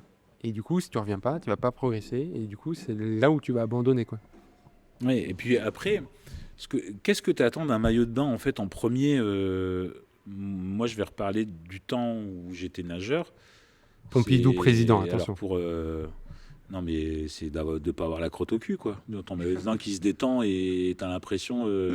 Non, mais c'est tout à fait ça, un maillot de bain qui se détend, que ce Oui, soit homme ou femme. Le moment où vous sortez l'eau par l'échelle et que vous sentez que ça a tiré par... Oui. Bah voilà, C'est ton ce maillot de fameux bain, il se crotte au cul. détend. Mais oui, non, mais tout le monde dit ça dans le monde de la piscine. Et je me souviens, t'étais enfant, on disait ah regarde, t'as la crotte au cul. Ah bah oui, parce que ton maillot de bain il se détend. Donc en fait, c'est fait aujourd'hui aussi. Il y a eu une vraie recherche d'Aquarapide sur justement cette façon d'améliorer le tissu. Tu te souviens, on parlait d'élastane. Je me Ouais. souviens, il y a moins d'élastane, il y en a plus. Hein. Là, c'est des matières un peu plus nobles encore. les maillots de bain compétition, par exemple, tu as des coutures aussi qui sont thermosoudées et en même temps qui sont faits en fibre de carbone. Voilà, tu vois, c'est un truc pour éviter, tu me l'avais dit aussi tout à l'heure, ce sentiment que l'eau glissait sur le maillot Ouais. et n'était pas absorbée par le tissu. Le retour client qu'on a aujourd'hui au bout de 2 ans de distribution, c'est des gens qui disent bah, je change de maillot de bain, pas parce qu'il est foutu. C'est parce qu'en fait, je veux un autre modèle, parce que j'ai vu celui-là, et c'est la collection été, la collection hiver, et j'ai envie de changer. Et c'est top, parce que bah, lui, il est rose, l'autre, il est bleu, et donc voilà, ils ont juste envie de changer. J'en profite. Ma femme déjà a adoré les maillots de bain, a adoré tester les maillots de bain et attend patiemment parce que vous avez eu la gentillesse de nous offrir les maillots de bain qu'on a testés dans les différentes vidéos et les différents épisodes. Donc abonnez-vous pour pas les louper. Mais voilà, elle attend patiemment la collection hiver. Elle est magnifique. Et voilà. C'est sur le thème Galaxy, dans les tons bleu nuit et qui se rapproche du noir, mais l'Aquarapide a des stylistes italiens, et quand tu vas là-bas, c'est là où tu comprends. Moi, je me souviens, là, quand vous allez voir les couleurs de cet été, ils m'ont passionné. Ils m'ont sorti des tissus, des coupures de magazines en disant, tu vois, bah, on essaie de prévoir la tendance pour l'été prochain déjà. Mais cet été, c'est les couleurs pastel et flashy. Quand j'ai vu un jaune fluo, je fais, oh, c'est quoi? Et en fait, effectivement, bah, quand tu regardes dans les magazines de mode, bah, c'est les couleurs qui reviennent. Ouais. Là, ils ont fait une nouvelle collection qui arrive là hiver, qui a un peu un effet rétro. Et en fait, ça m'a... Alors, la mode, c'est ça, mais ça m'a rappelé des souvenirs, comme tes vêtements. Mais je me dis, mais c'est des maillots de bain que j'ai vus il y a 20 ans déjà, ou 30. Mais du coup, la collection, elle m'a créé vraiment de l'émotion. Mais c'est ce qu'on cherche et c'est ce qui est si beau dans le sport, c'est d'avoir cette émotion. Donc, on a bien pris rendez-vous pour aller visiter les usines à Bordeaux. On va visiter aussi les usines en Italie pour essayer de comprendre un peu comment c'est fabriqué concrètement et puis comment ils réfléchissent à ça. Un grand merci, Geoffroy, pour tout ce temps. C'est moi qui te remercie. Geoffroy, psychologue. C'était passionnant. Ouais, je vais être podcasteur aussi. Voilà, on a parlé de tout, de rien, mais on a bien compris que le matériel, il a deux missions principales. La première, c'est de te donner envie d'aller nager. Oui. Typiquement, quand moi j'ai commencé la course à pied, je me suis abonné à une box pour avoir du matériel régulièrement, pour avoir envie d'aller courir. Et c'est ça qui m'a donné un peu cette fibre de courir. Et donc, il ne faut jamais sous-estimer le côté je prends un maillot de bain parce qu'il est bien, c'est positif parce que ça va te donner envie d'aller nager. Et il ne faut pas dénigrer ça, c'est important. Oui. Et tu as une deuxième famille de matériel qui va te faire progresser en natation techniquement, c'est là où il va y avoir les plaquettes, le pull boy, les palmes, etc. Bien choisir son maillot de bain, c'est la première des choses. Ensuite, il y a une priorisation à faire sur le choix du matériel. Palme, masque, bonnet ou lunettes. Et puis après, il y a des équipements plus techniques, mais qui ne sont pas nécessaires à l'achat tout de suite. Ça ne sert à rien d'aller acheter des plaquettes tout de suite en disant ouais, super. Ouais. Donc, si votre problème actuel, c'est de vous dire tiens, j'ai du mal à les motiver à nager, choisissez un maillot de bain qui vous plaît, un bonnet qui vous plaît, des lunettes qui vous êtes confortable. Si votre problématique, c'est tiens, j'ai envie de nager plus vite, plus longtemps, là, on va se diriger vers les plaquettes, les palmes, le pull boy, pour pouvoir progresser sa nage. Exactement. D'abord, maillot de bain. Les lunettes, en général, ils les ont ou ils vont en racheter. Ouais. Tu as bien vu, tu as des lunettes qui sont plus profil des compétitions et qui sont plus soft, ou tu as encore aussi les suédoises qui se vendront toujours, je pense. Mais voilà, maillot de bain, bonnette lunette, c'est le principal. Ouais. Et les palmes, si vous n'avez pas de souplesse de cheville, pour avancer un peu plus vite et maîtriser un peu plus aussi, et moins vous fatiguer et avoir plus cette sensation de glisse. Ouais. Mais surtout, déculpabiliser. Se dire, j'achète ce maillot de bain parce que juste il me plaît. c'est une très bonne raison pour acheter un maillot de bain. Juste, il est plaisant, donc je vais le mettre, donc je vais aller nager. Je pense que la meilleure des raisons, c'est si vous n'avez pas acheté chez nous, vous pouvez culpabiliser et vous déculpabiliser en venant acheter chez nous. Voilà. Je plaisante. Et non, mais si vous êtes là, ça fait quoi? Ça fait 2 heures qu'on parle, donc c'est que vous avez aimé cet épisode, c'est que vous voulez me soutenir, donc allez acheter à la maison de la piscine. Ça permet aussi de... c'est une collaboration commerciale, c'est la première. J'ai pris du temps avant de la choisir, parce que c'est important, parce que moi je le dis plein de fois, je veux vivre de ce podcast, mais ça passe aussi par ça, mais ça passe aussi par un message où j'y crois. Voilà, il y a des marques qui m'ont approché et je leur ai dit non parce que je suis pas aligné. Donc voilà, mais voilà. Au moins aller cliquer sur leur site, comme ça je pourrais dire que ça marche et que le message y passe. On y croit. Mais Et d'ailleurs, tu le sais bien, j'aime beaucoup ce que tu fais, c'est important. Alors c'est vrai que le problème c'est que là on a abordé plein de sujets et qui auraient peut-être mérité, mais là, on va en c'était faire d'autres. hors collaboration commerciale. L'aquagym c'est un sujet, etc. L'entraînement, c'est un autre sujet. Et tu l'abordes avec eux, donc c'est très bien.